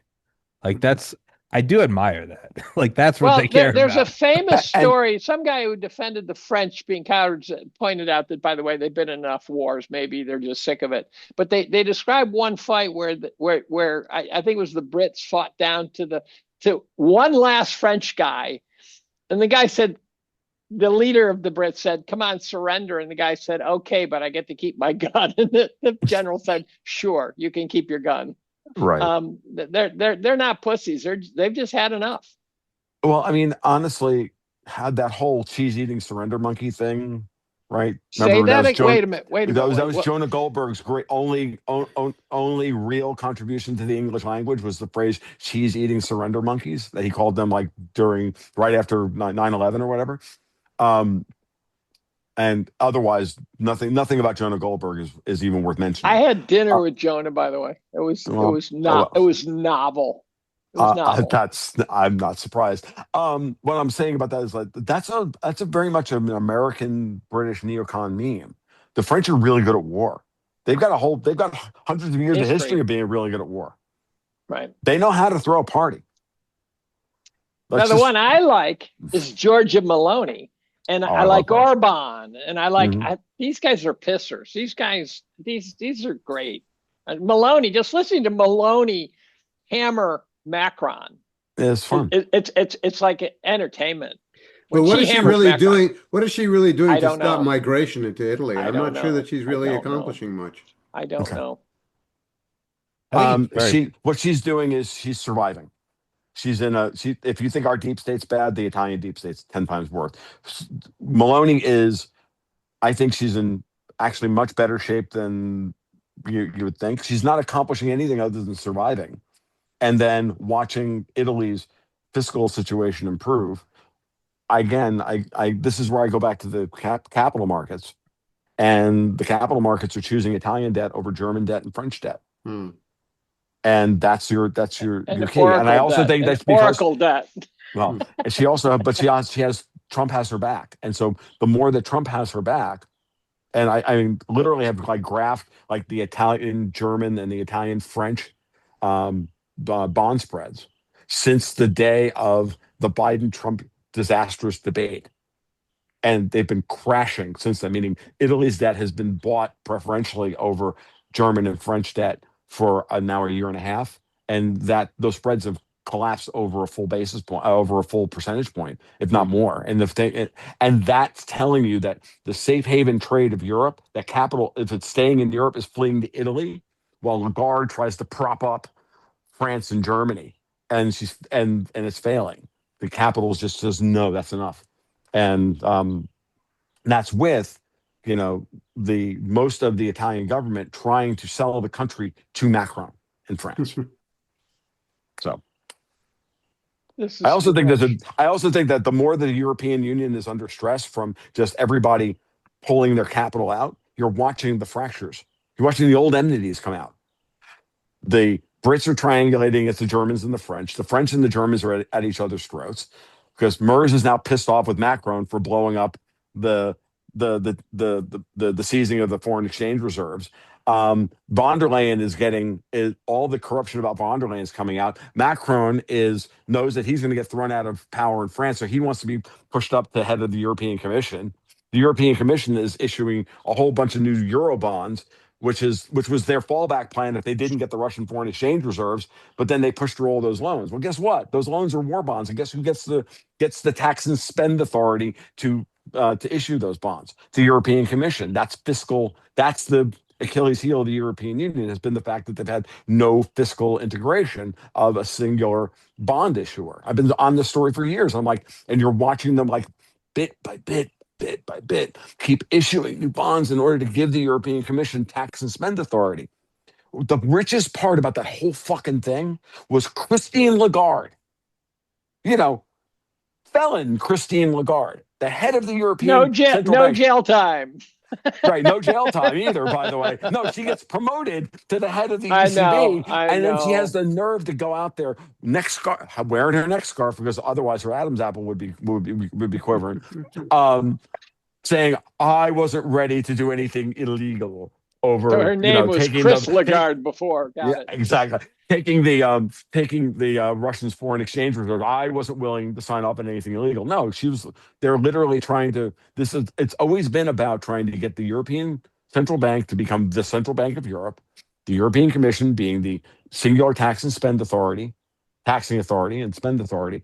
And then all they're doing is they're just trying to run out the clock until 2029, 2030, when they unveil the rug pull and force all the European pension funds to take all these fucking shitty bonds, and then they're going to default on the existing debt and move forward. That's They're not going to plan. make it that far down the I don't road. think they're going to make it that far, but that's the The plan. EU is going to blow up probably in the next 24 So months. this is a That's unique why Georgia Maloney period. says, "I want my gold back."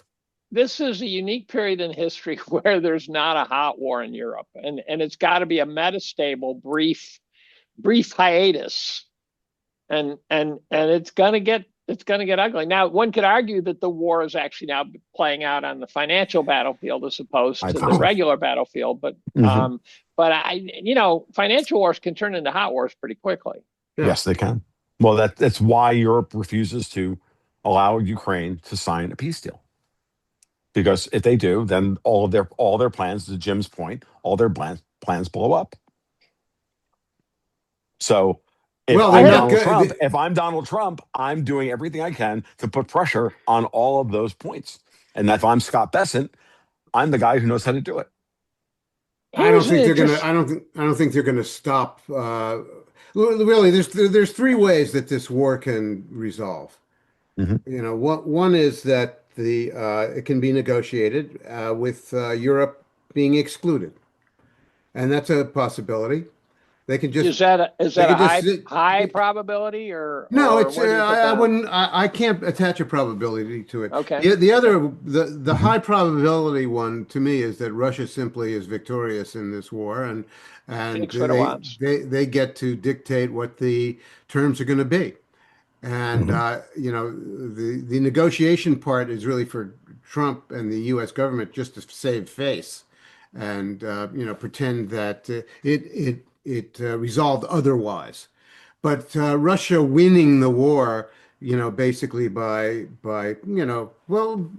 defeating the Ukrainian army and having them come to terms unconditionally. And the And the the third way would be for Zelensky to completely, finally fail in his corrupt presidency and for him to be cooed out of office and for the Ukrainian people and some group that represented their interests to say this is enough, we're going to have to settle. We've only been a sovereign nation for 50 years anyway, and this is a readjustment in the terms of how that's going to work. And that's what we're going to do. But which we've beats we've dying, bled enough. which beats dying, yes. Yeah. But then who do they align with in that event? They have to align with Russia. They become, the reality No, no, sets no. in. Who does Russia plus Ukraine, the greater Russia, who do they align with? They Europe or the normalize US? relations with the USA, and Right? Europe is left to dangle with some opportunity for them to save face while they go medieval. What? So not thriving. Yes. They're going to go medieval. Eh, eh, the- the- And by that I mean they're going to suffer a severe loss of standard of living, and I think that what we're going to From see here, even from this point? you bet. Whoa. Because Whoa. yeah, you bet they're going much lower. I think that it's even possible that there's going to be political frontier realignments in Europe, especially around Mhm. Germany. Mhm. We forget Germany's been a country for 150 years. Before that, if you look at it, it was a crazy quilt of little principalities and dukedoms and Like papal whoever heard of the states. Same Archduchy of thing. Fulda? That was, these are the kinds of things it was made up of. Same thing with Italy. Italy is Yeah, only The yeah, papal for modern Italy is states, only 150 yeah. years. Literally, 170 years. Uh, Yeah. Although so it does have Jim, the history of Rome behind it, whereas Germany did agreed. not. So Jim, I agree with you completely. And now let's just like reframe the world. You got four major areas. You have four major powers. You got Europe, you got the United States, you got Russia, you got China. Three of them hate Europe. Yeah, right. Yeah. And Europe hates itself. that's yeah, Europe hates itself, self-loathing, which doesn't self-loathing, There's help. that too. self-loathing. Yeah. And then there's congealed self-loathing that Yeah. is So, one of the questions for Europe is, do they act out Michel Houellebecq's novel Submission? Mhm. Do I they don't end know up that being one. Explain that. Explain that. Michel Houellebecq was the French novelist who wrote a book about the Islamic victory over France. It's And over Europe. Yeah, right. It's well, happening he wrote as we about speak, France in right? particular, Right. and it is all over, France, Germany, it's all Sweden. England, all over. Um, so the question is, how successful is this Islamic invasion of Europe, and can Europe possibly get its shit together enough to have another Reconquista, and drive them back out again as they've done two other times in history, when Charles Martel drove them out of France when they came over the But they drove Iberian. an army, right? Martel drove an army out. Is that Yeah, he drove an army out. these That was these guys are like a stage 4 cancer that yeah, are in every cell. So, and I that's don't, right. I don't have Islam and Christianity. they're oil and water. They should just Well, there's not separate. much Christianity left in Europe, but Well, that's there's the problem. there's a remnant of the culture. But Right. yeah, but they have to decide whether they're going to be overtaken by these barbarians, and it's as Places simple as like that. Ireland are fighting like crazy, right? Those guys seem to be putting up a bit of a spat. They seem to be intermittently and periodically. I'm not sure there's enough mojo in their resistance to do Okay. anything about it. I mean, you have to wonder why they keep their leadership in place. Why haven't they been dragged out and hung from lampposts for doing what they did to Ireland? I That don't would know. be the These are kind of all normal the normal procedure for a situation like that. I agree with you, Jim. The I can people have I been can betrayed so badly by their I leadership. I think that this is part of the reason why the we go back to what we talked about at the beginning with the inflection point here in Trump's presidency, because how the United States goes is going to determine how all these other things happen. If the United States survives the attempted color revolution that's happening that's literally unrolling in front of us right now, if that survives, and I think 2026, I think is finally really the pivotal year for this, then that is what will give everybody, all the oppositional factions in Europe, the opportunity and the capital, political capital, whatever you want to call it, the wherewithal to then do what you've just described, Yeah. which is that's enough, and throw all these people out and hang them from lampposts and tar and feather them and pull out the guillotines and all of that stuff. And Trump is being pretty emphatic about it now. He's not playing games about it anymore. Nope, not his pants. He's talking very plainly, and Mhm. and at the same time you have the color revolution people getting humiliating themselves so badly. People like Tim Walz in Minnesota now uh, uh, you know uh, being liable for really serious charges of Yeah. corruption and being dragged out of the state house, by the legal by the judicial apparatus. I think what's holding this model back is that we are under the auspices of a technological authoritarianism now. So the minute you stick your head up, you prairie dog this, you get a lopped off. And how does that work, Dave? How does that technological authoritarianism work exactly? For example, in Britain, they've arrested 12,000 people last year for posts on Yeah, well, okay, social that's pretty media. outright. That's Right. Well, upfront. I mean, it could migrate over here. In extreme. Imagine if you got debanked, for example. Mhm. Right. Yeah, I don't know how worry about that. I don't know how you exist in a world without a bank. Now the Bitcoin guys go, oh yeah, Bitcoin. I go buy a hammer at Ace Hardware with the fucking Bitcoin, right? No, you need a bank. Yep. And it's an on-ramp for your Bitcoin if you want.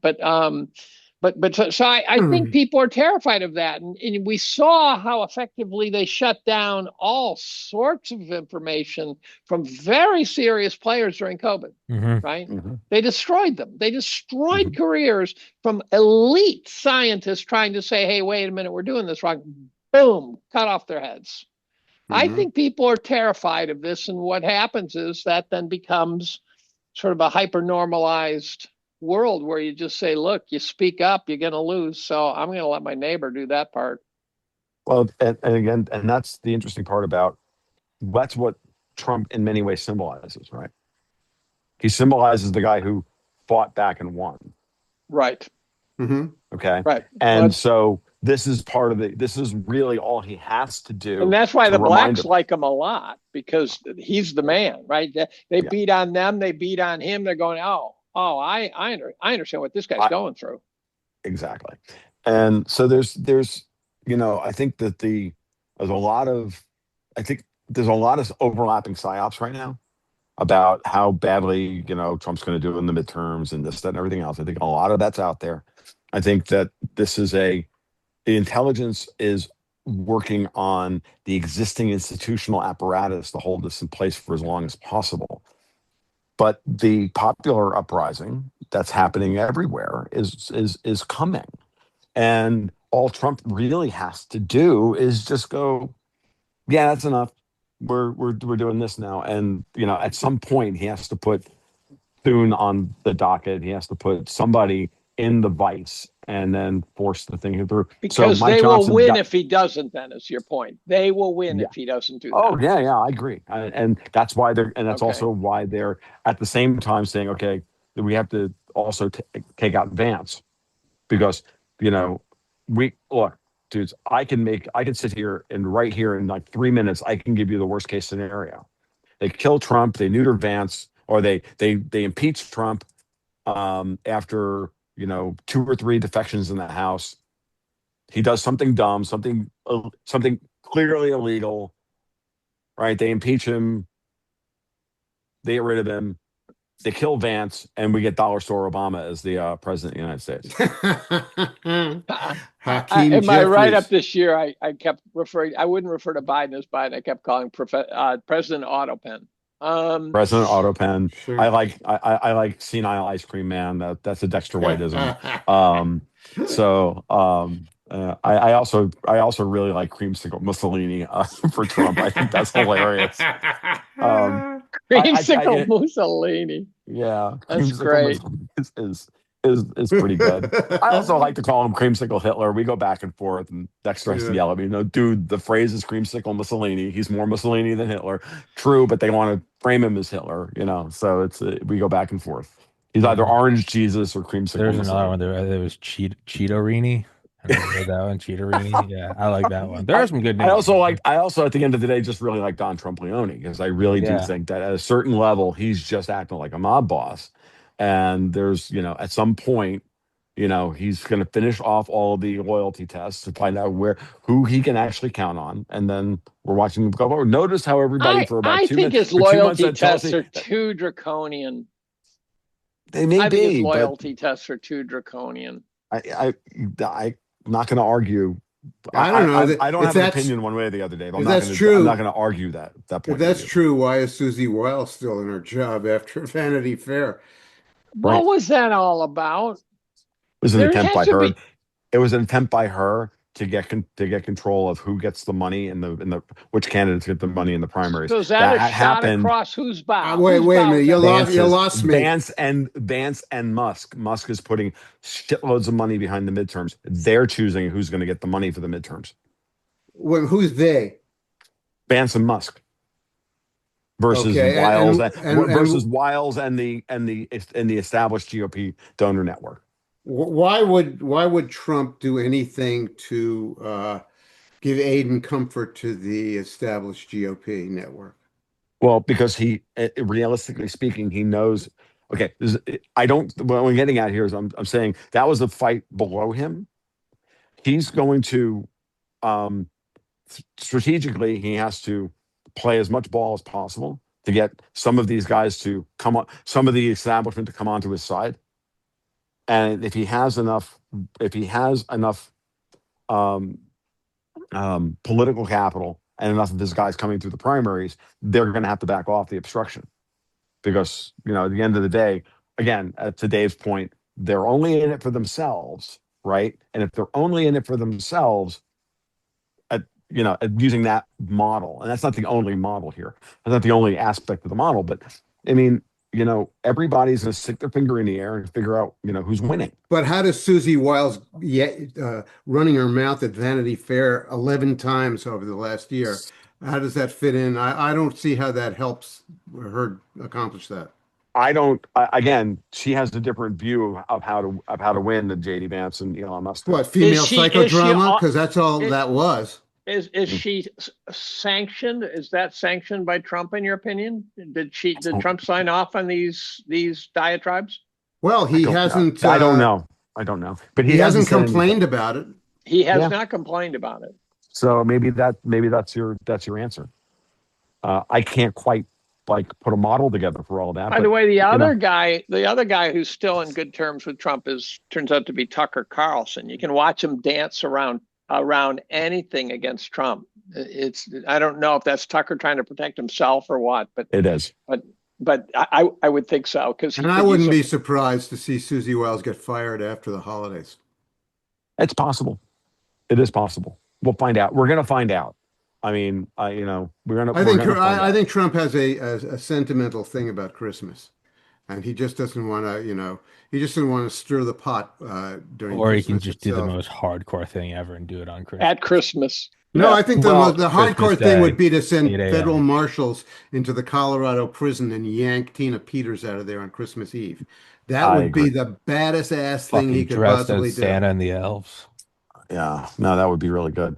I agree with you about I've been back and forth. I've been trying to read Tucker for a little while now, and Dave, I think Tucker comes down on the right side of things, and that I think his job is to stir the pot a little bit, and bring certain things up, let it He, percolate. his But at the his end of the his day, his shtick has become truly masterful too.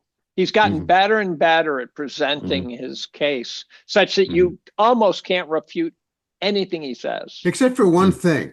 He's mhm, starting to develop this laugh that's Oh, he's already had that. no, wait a minute. He's developing this laugh like Mozart in Amadeus. You He's know, mhm. always had that. Mozart played by Thomas Hulse Hmm. in Amadeus, who had this weird high pitched laugh thing. Oh, yeah. Yeah, Yeah, it he's always was. had that. He's Oh, always had He that. yeah. has always had that, but Yeah, but it's he's got doing it it more. feels. He's doing I it was gonna even say more. it feels a little bit more like an affect now. Is Yeah, that what you're saying, Jim?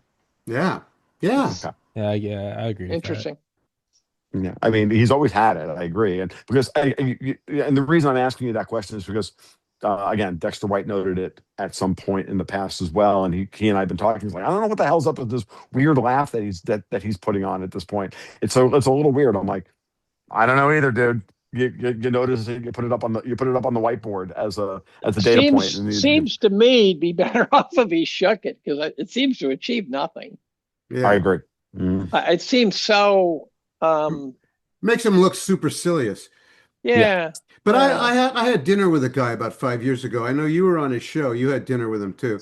I Mhm. found him to be a very charming and persuasive character, and And so knowledgeable. Holy yeah, shit, he knows knowledgeable. he well, yeah. I mean, he's He been around the also can block many speak in times. front of an audience in full paragraphs. His ability to just rip Mhm. and sound like it was read from a teleprompter, Yeah, but that Mhm. not. helps.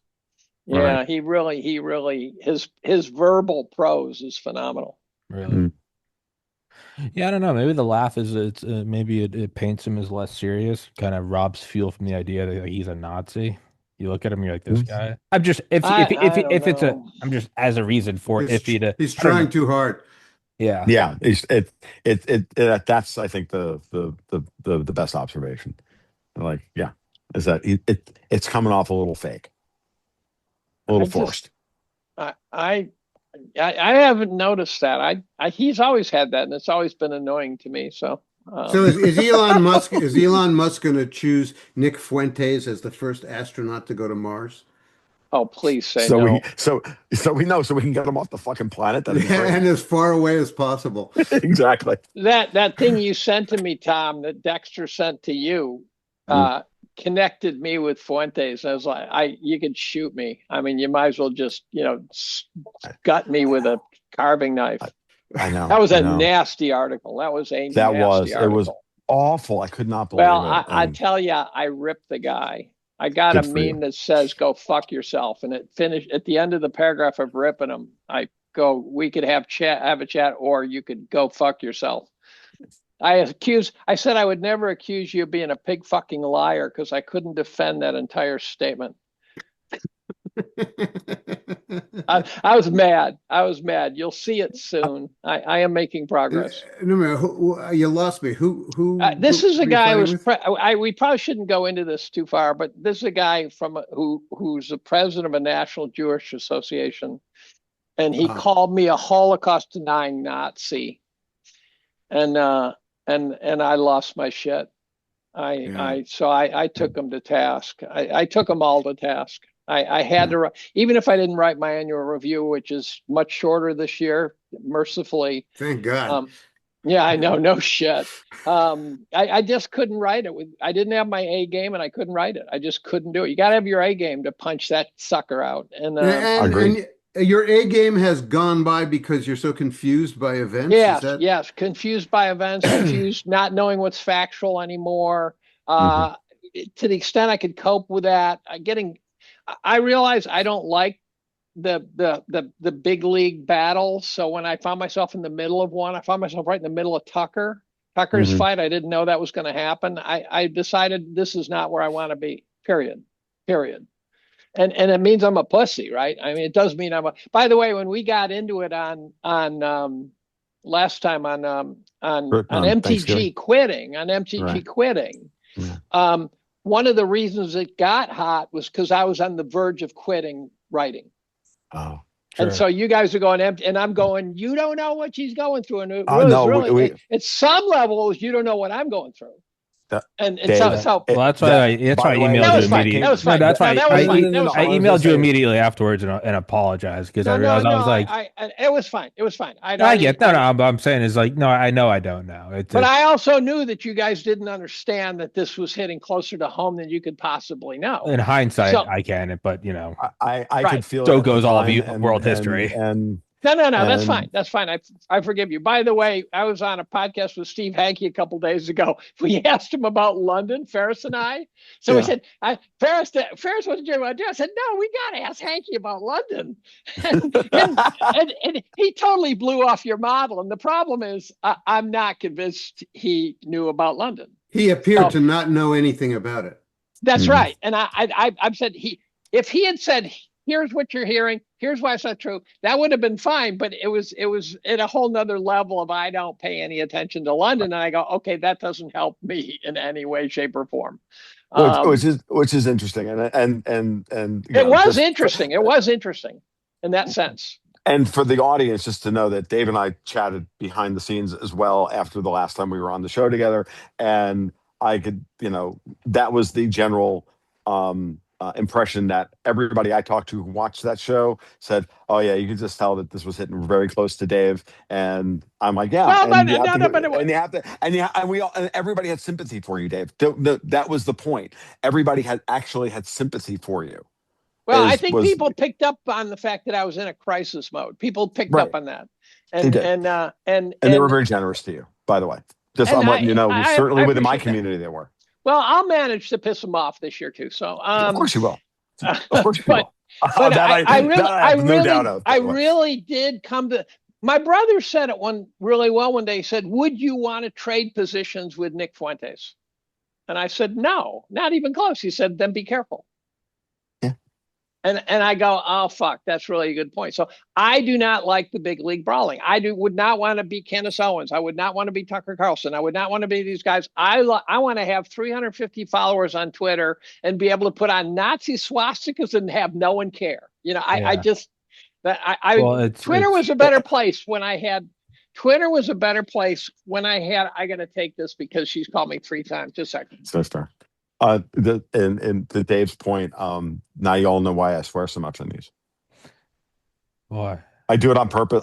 Part of me actually does it on purpose in order to limit, what the horizon is. I'm like, this is my limit. Like, I'm not going to get any higher than that. That's fine. Yeah. Like we make a nice, comfortable living, and I'm free to say pretty much whatever I want. Yeah. And that's where I want to be. And that's the brand. And that's the thing, and that's my persona, and it's really not any different than, when I go to have dinner with a patron later in the evening, and I'm going to be exactly the same guy then as I am now, and that's that, and I'm cool with that, and I don't begrudge it. I don't begrudge anybody else there if they level up beyond. I can give a shit. I get a lot of letters. If anything, I'm like, Mazel tov. If it works for you, go for it. I get a lot of letters from people who object to the name of my blog, and they say, I can't send your blog to my relatives and friends. Oh, I get that all the time. It's called Clusterfuck Nation. Why don't you change it, please? And a lot of them are really kind of, pushing hard. They're really importuning me. And I tell them, there's a deliberate reason I called it Clusterfuck Nation. It places me directly on the margin where I want to be. I don't want to be confused with being in the center. Yeah. I want people to understand that I exist on the margin, and that's my comfort zone, and that's where you should look for me. Well, in agreement with what you were saying, Tom, is like, for the first probably 5.5 years of this podcast. I was always like, I want it to be the biggest thing in the world because I'm just a psychopathic OCD workaholic. Now that it's not quite there, but it's getting to a point where it's kind of paying all the bills comfortably enough. And Mhm. then I look at the only time I've ever like lost my shit on a podcast was with Dave. I go out of my way to not do that. No, people ask me, why don't you have You're one? on mute, You're Dave. muted, Dave.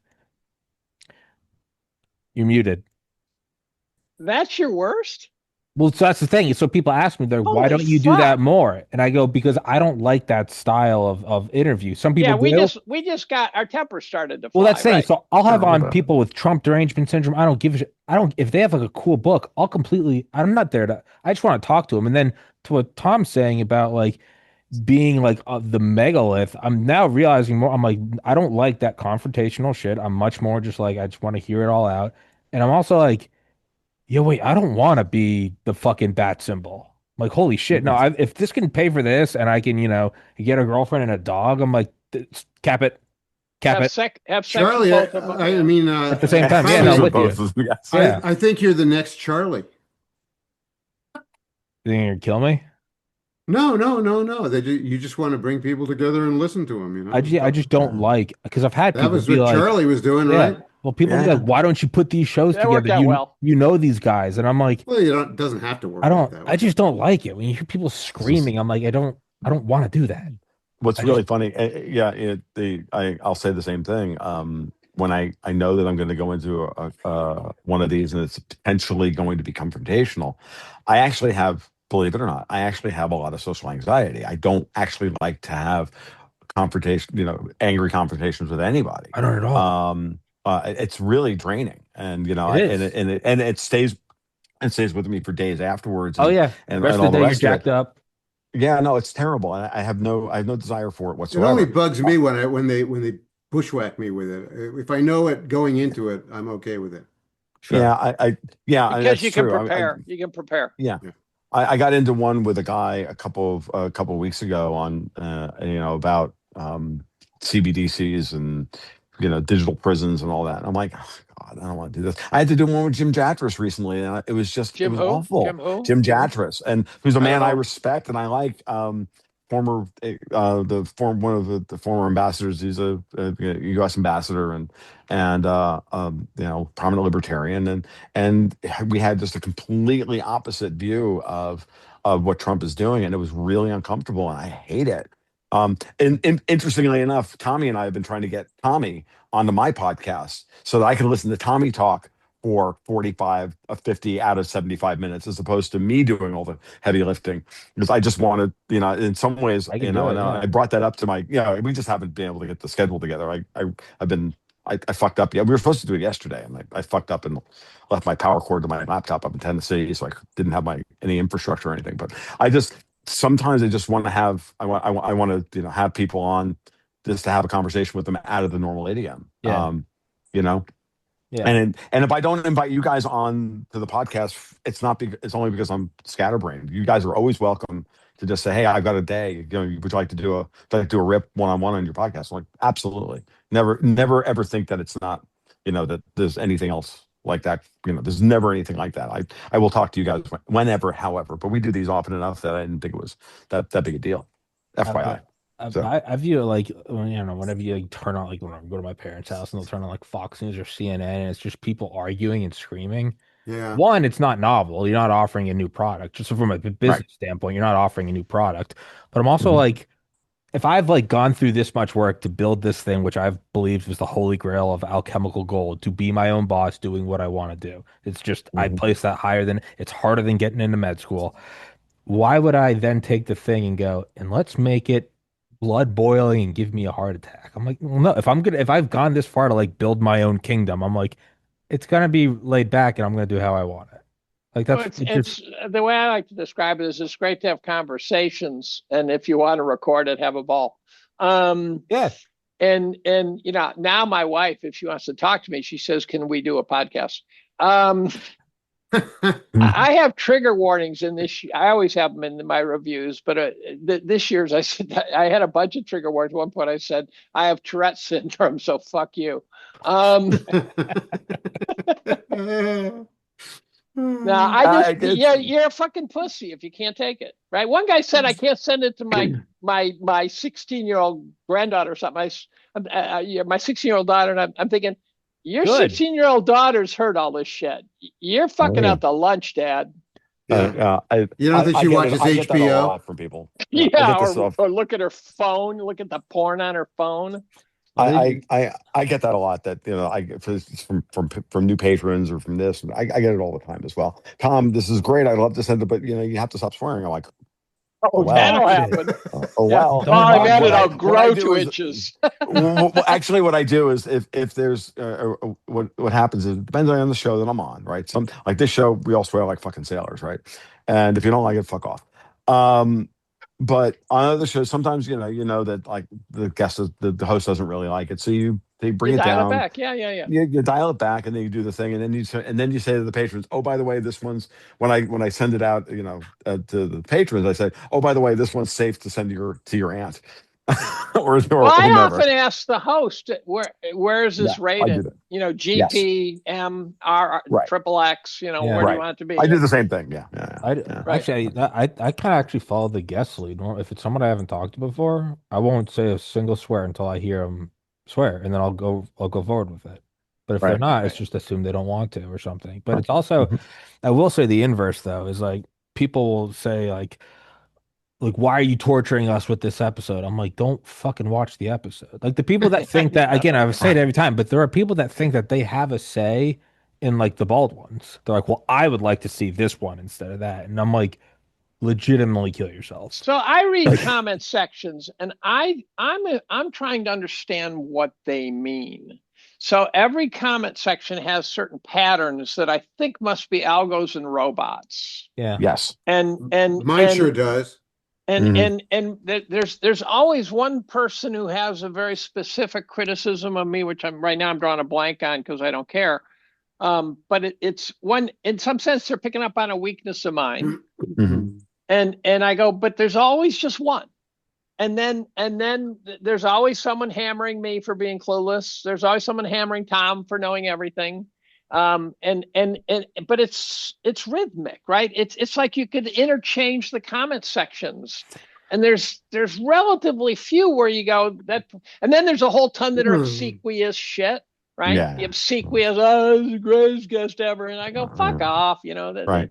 I've got a whole rhythm section that goes Jew, Jew, Jew, Jew, Yeah, Jew, all these Jew, comments Jew. on God, there I'm are sorry. you That's do. awful. I bet you do. Oh, That's just me. I'm just that's right. No, Dave. I- That's you know, I Dave get- drunk I get- on his alts. You fucking Jew. Now that I'm a Holocaust denying Nazi, it's open season on you Jews. So Yeah. You're probably a fucking Jew yourself. I probably am.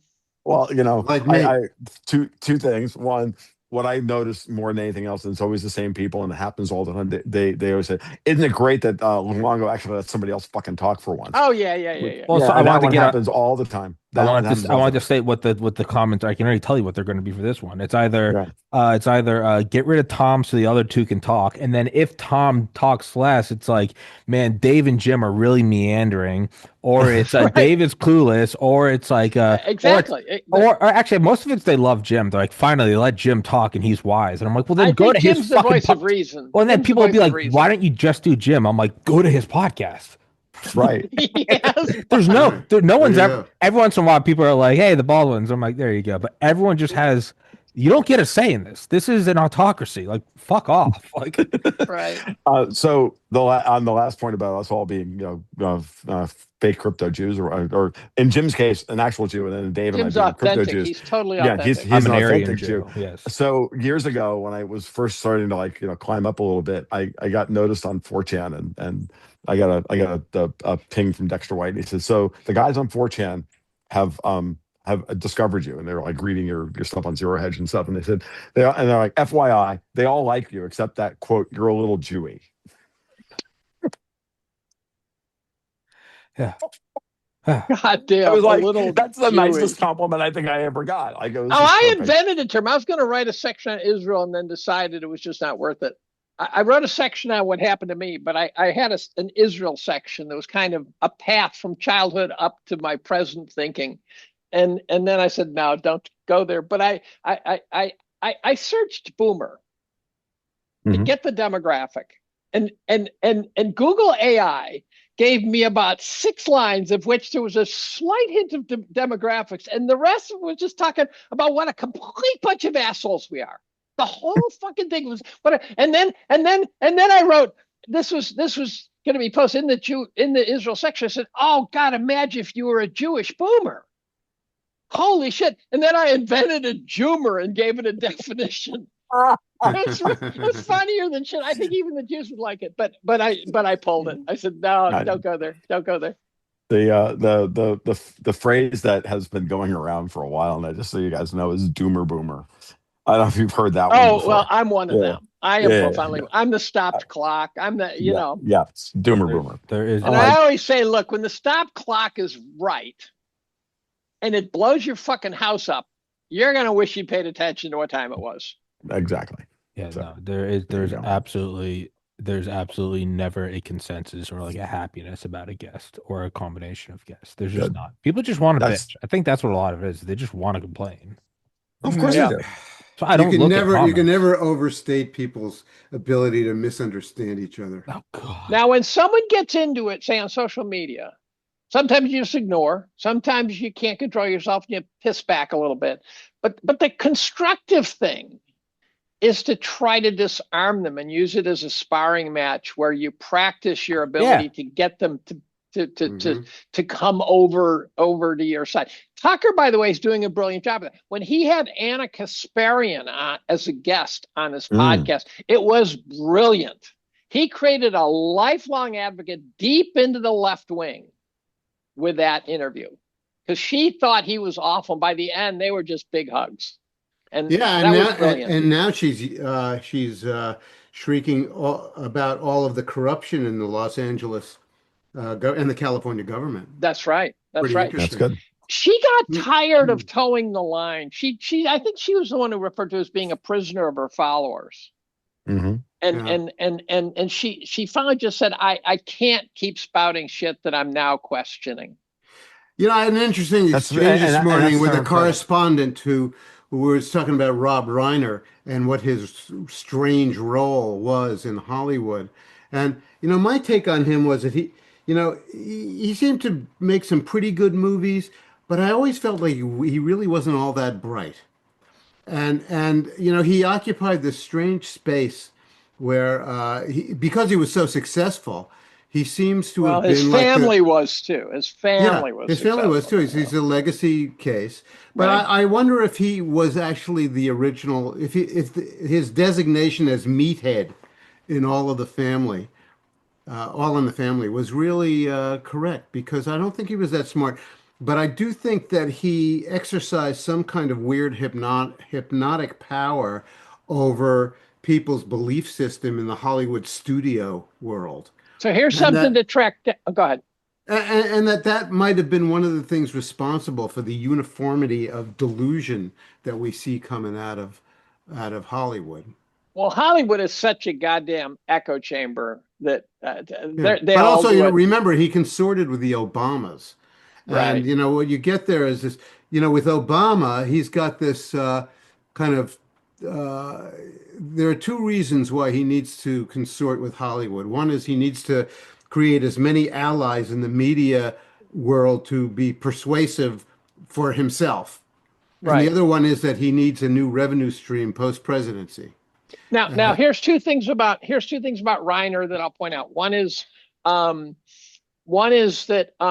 I was on a Zoom call. You're not gonna believe this. I was on a Zoom call 2 days ago on Sunday with Rob McCoy. You guys know Rob McCoy?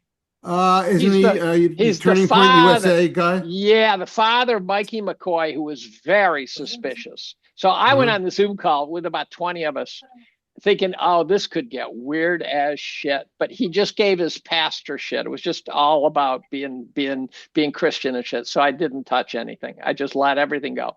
Now, the second thing is Rob Reiner. So Rob Reiner, and I'll tell you why I brought up that. But Rob Reiner, there's a video of him conspiring with people in a very organized, methodical way to bring down Trump. So with John Brennan he was and James Clapper. part of a machine, right? Yeah. Now, In this Zoom call, when it was over, the guy who runs it, who's really smart, says, "Have you ever seen the Reiner roasts, where they did a Hollywood roast of Reiner?" And we all know one thing about Hollywood roasts is there's a lot of truth in the roast, right? So if some guy's a junkie, Yeah, they're brutal. They're brutal, and they're going to call him a fucking junkie, right? Rob Reiner's was dominated by an affection for children. For children? For children. Like a bad affection for children? Yes, a bad effect, like kids in the bed. Yeah, pedophile. And he said Tom Hanks in the mix? I don't know. I've been trying to figure out the Hanks story since the dawn of time. I'm not ever going to write about this shit. One of the things that happened to me this year is I spent so fucking much time the last 3 years chasing down these rabbit holes. I'm convinced I'm dead right. I'm convinced Erica Kirk is so fucked up it's beyond comprehension. I don't see how anyone can watch her and not say this chick is a fraud from head to toe. But I just realized I don't want to go down that rabbit hole. My girlfriend certainly thinks so. I was arguing with her about it the other night. No, I actually think she's MK Ultra product. I think she went through the full brainwash. She's got the personality. Who's the wife of Charlie Kirk? No. The CIA doctor who was thrown out of the window in the 50s. He was running him. Yeah. That guy. Well, there's a story about his son, I guess, tracked it down for like 40, 50 years. And his son finally got some old CIA guy on his deathbed to admit, "We killed your dad." And he looks at him and he goes, "Do you feel better now?" And the guy, now as an adult, he goes, "No, I wasted my life." Like, he's just chasing. Like, "Do you feel better now?" No. So that's the other thing about Erica's stories are surfacing about Erica's past, and they appear to be legit. She certainly ran an orphanage in Romania, and it's been implicated prior to his death of trafficking and shit like that. So there's a whole bunch of crazy stories underneath this. But when I watch her, there's nothing authentic about her. I can't see. It's funny. I must be very credulous because what do you guys think? When I saw her do her speech at Turning Point the other night, and it was one of the few things from Turning Point that I watched, or the America Fest, whatever they call it, I thought she was very poised and she sounded smart. I don't think she's smart.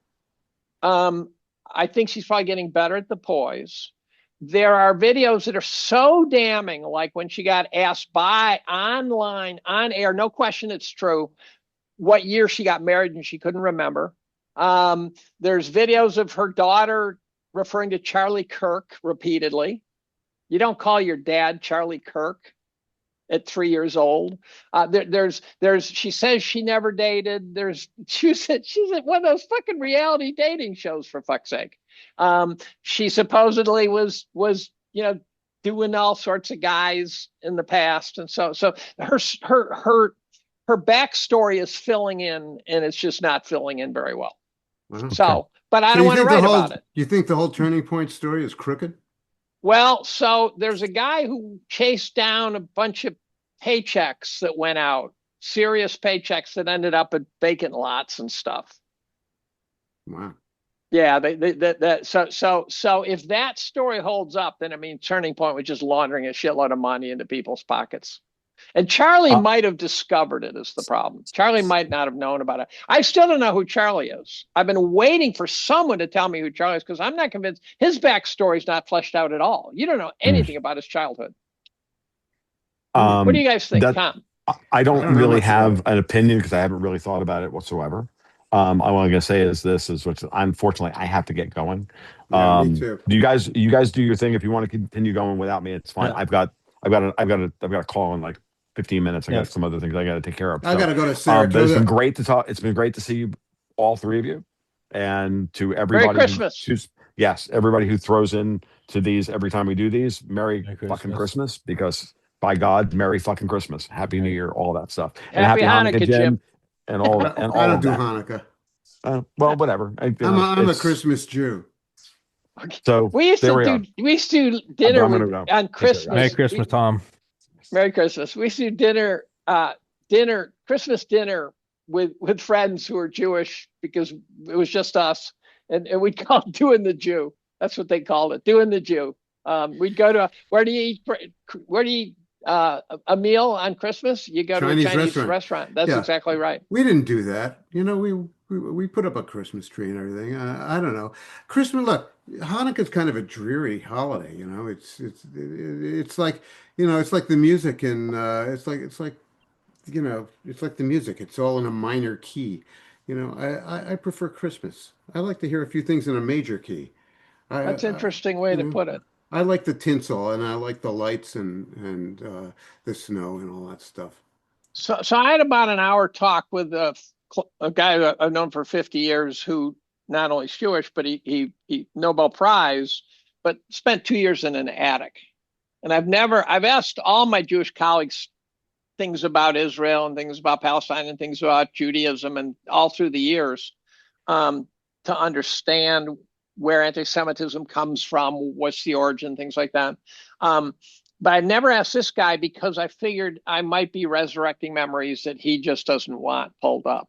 And so I just avoided him like the plague. But I took the opportunity. And one of the questions I asked him, I said, so you're raising a kid. On the one hand, you want to tell him about the past and why you should not forget.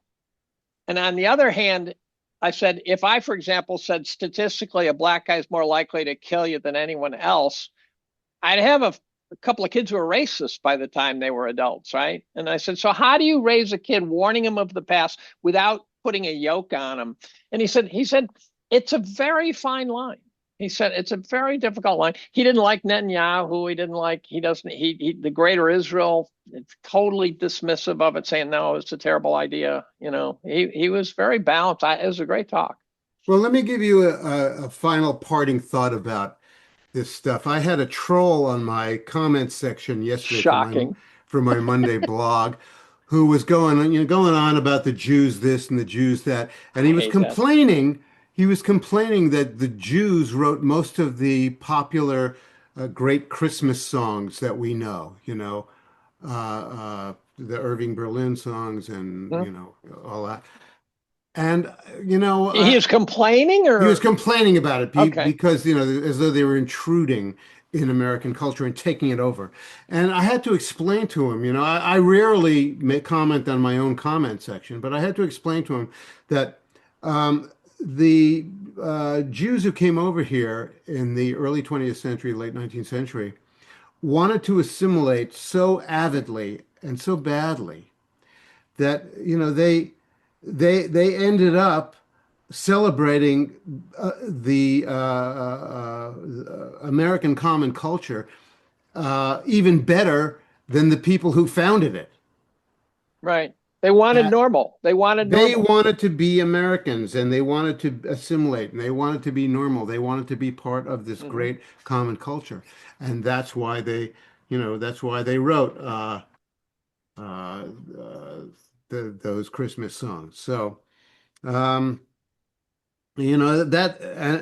might be a caution to people who are so avid to continue this ridiculous sort of separatism movement that's been going on for the last 50 years, especially since ironically, since the civil rights movement succeeded. I know. The civil rights movement succeeded, and then all of a sudden, you get this multiculturalism movement to blow everybody apart. I got to tell you, though, when Kathy Hochul announced on Twitter that she'd rounded up $183 million to give to Holocaust survivors and their relatives, I'm going, wait a minute. These guys have a lot of money on average. What are you doing? Right. Give it to the blacks, which I don't like either. But and how many of them are left anyway? I know. There must be 13 of them. Well, that's her way of saying APAC. I'm with you. Yeah, she's such an asshole. I hate Hochul. She's a witch. I really can't. And that's why I was so disappointed when Elise Stefanik stepped away from running for governor. I wouldn't have had trouble with what's his face? Lee Zeldin? Oh, I would have had trouble with if Cuomo had run for president. I wouldn't have had. He's terminally Italian. That's all I can complain about.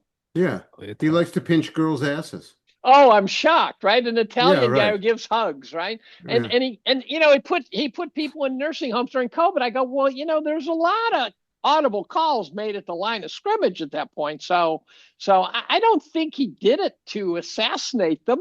I think he boned it, and if he had owned up to it better, maybe. But who the fuck cares? Of all the things politicians have done, that wouldn't make the top 10. Yeah, that's a good point. The whole thing was really a fiasco. Terrible. Totally. Well, I gotta go. I gotta go to the bank in Saratoga. Okay, have I'm fun, like Liberace. I cry all the way to the bank. Well, Platinum. Here's the news update. Platinum is up 50% month to date, month over month. 50 fucking percent. Silver is month over 130 year to date. That's amazing. Yeah, I know. Let's see where silver is as we close. I had the best year since I was a tech bull in '98. Silver, silver's now at 71. 71.11. Over 71. Yeesh. And meanwhile, the average Joe is still getting fucked. That's what I want to remind everyone. 23.13. Well, let's salute the average Joe this Christmas and hope that they can climb I've been out of giving debt. much bigger tips. I've been giving much bigger tips and stuff. I just here's a birthday. Here's an idea for presents for your birthday. When your birthday's coming up, send an email to your friend saying, my birthday's coming up. Here's what I'd like you to do is give a gift to someone, sort of senseless generosity for me, and not naming me, but just do so. So I actually went and found about 5 pretty low members of the totem pole in my department who are sweeping floors and stuff, and they wouldn't want to take it if I've just given it to them. So I said, I can't tell you why, but here's $20. Buy your wife a pizza. Yeah, and I understand that because gesture. I understand that because I grew up in an apartment building on the east side of Manhattan, and we tipped all the the elevator man, the super, the doorman. Well, if you don't know them, you're not being as good a person as you could be, in my opinion. Well, I suppose you know these guys who are in the building. Well, I try to. I mean, I try to not treat them any differently than I would treat a colleague. Yeah, and we knew the elevator man and the doorman in my apartment where I grew up, but we didn't know him that well, and we didn't socialize with him. So I'll even tip a junkie. I'll even give a couple of bucks to a junkie, and you say, well, it's just going to go to drugs. I go, I would never want to be in that guy's shoes. Yeah. It just hurts. If one of them has a dog, I'll give him a $5 and say, buy your dog some food with this. Well, we'll wrap it with a quote from much younger Joe Rogan, I think before he even made the podcast. Because I'm walking by a homeless guy and he's asking for money, and I go, why am I going to give him any money? He's just going to use it on drugs and alcohol. And then I pause and realize that's what I'm doing, so I give him some money. That's exactly right. That's exactly right. Yeah, it's like, what am I really doing? Yeah. And the rest he wastes. Yeah, right. exactly. Yeah. Merry Christmas, everybody. Merry Christmas. Happy New Year's, Dave, Jim, Tom. Well, Tom's not here. I'll see you at 26. I'll send this to you guys. It'll be up later today. Everybody, thank you for watching. Take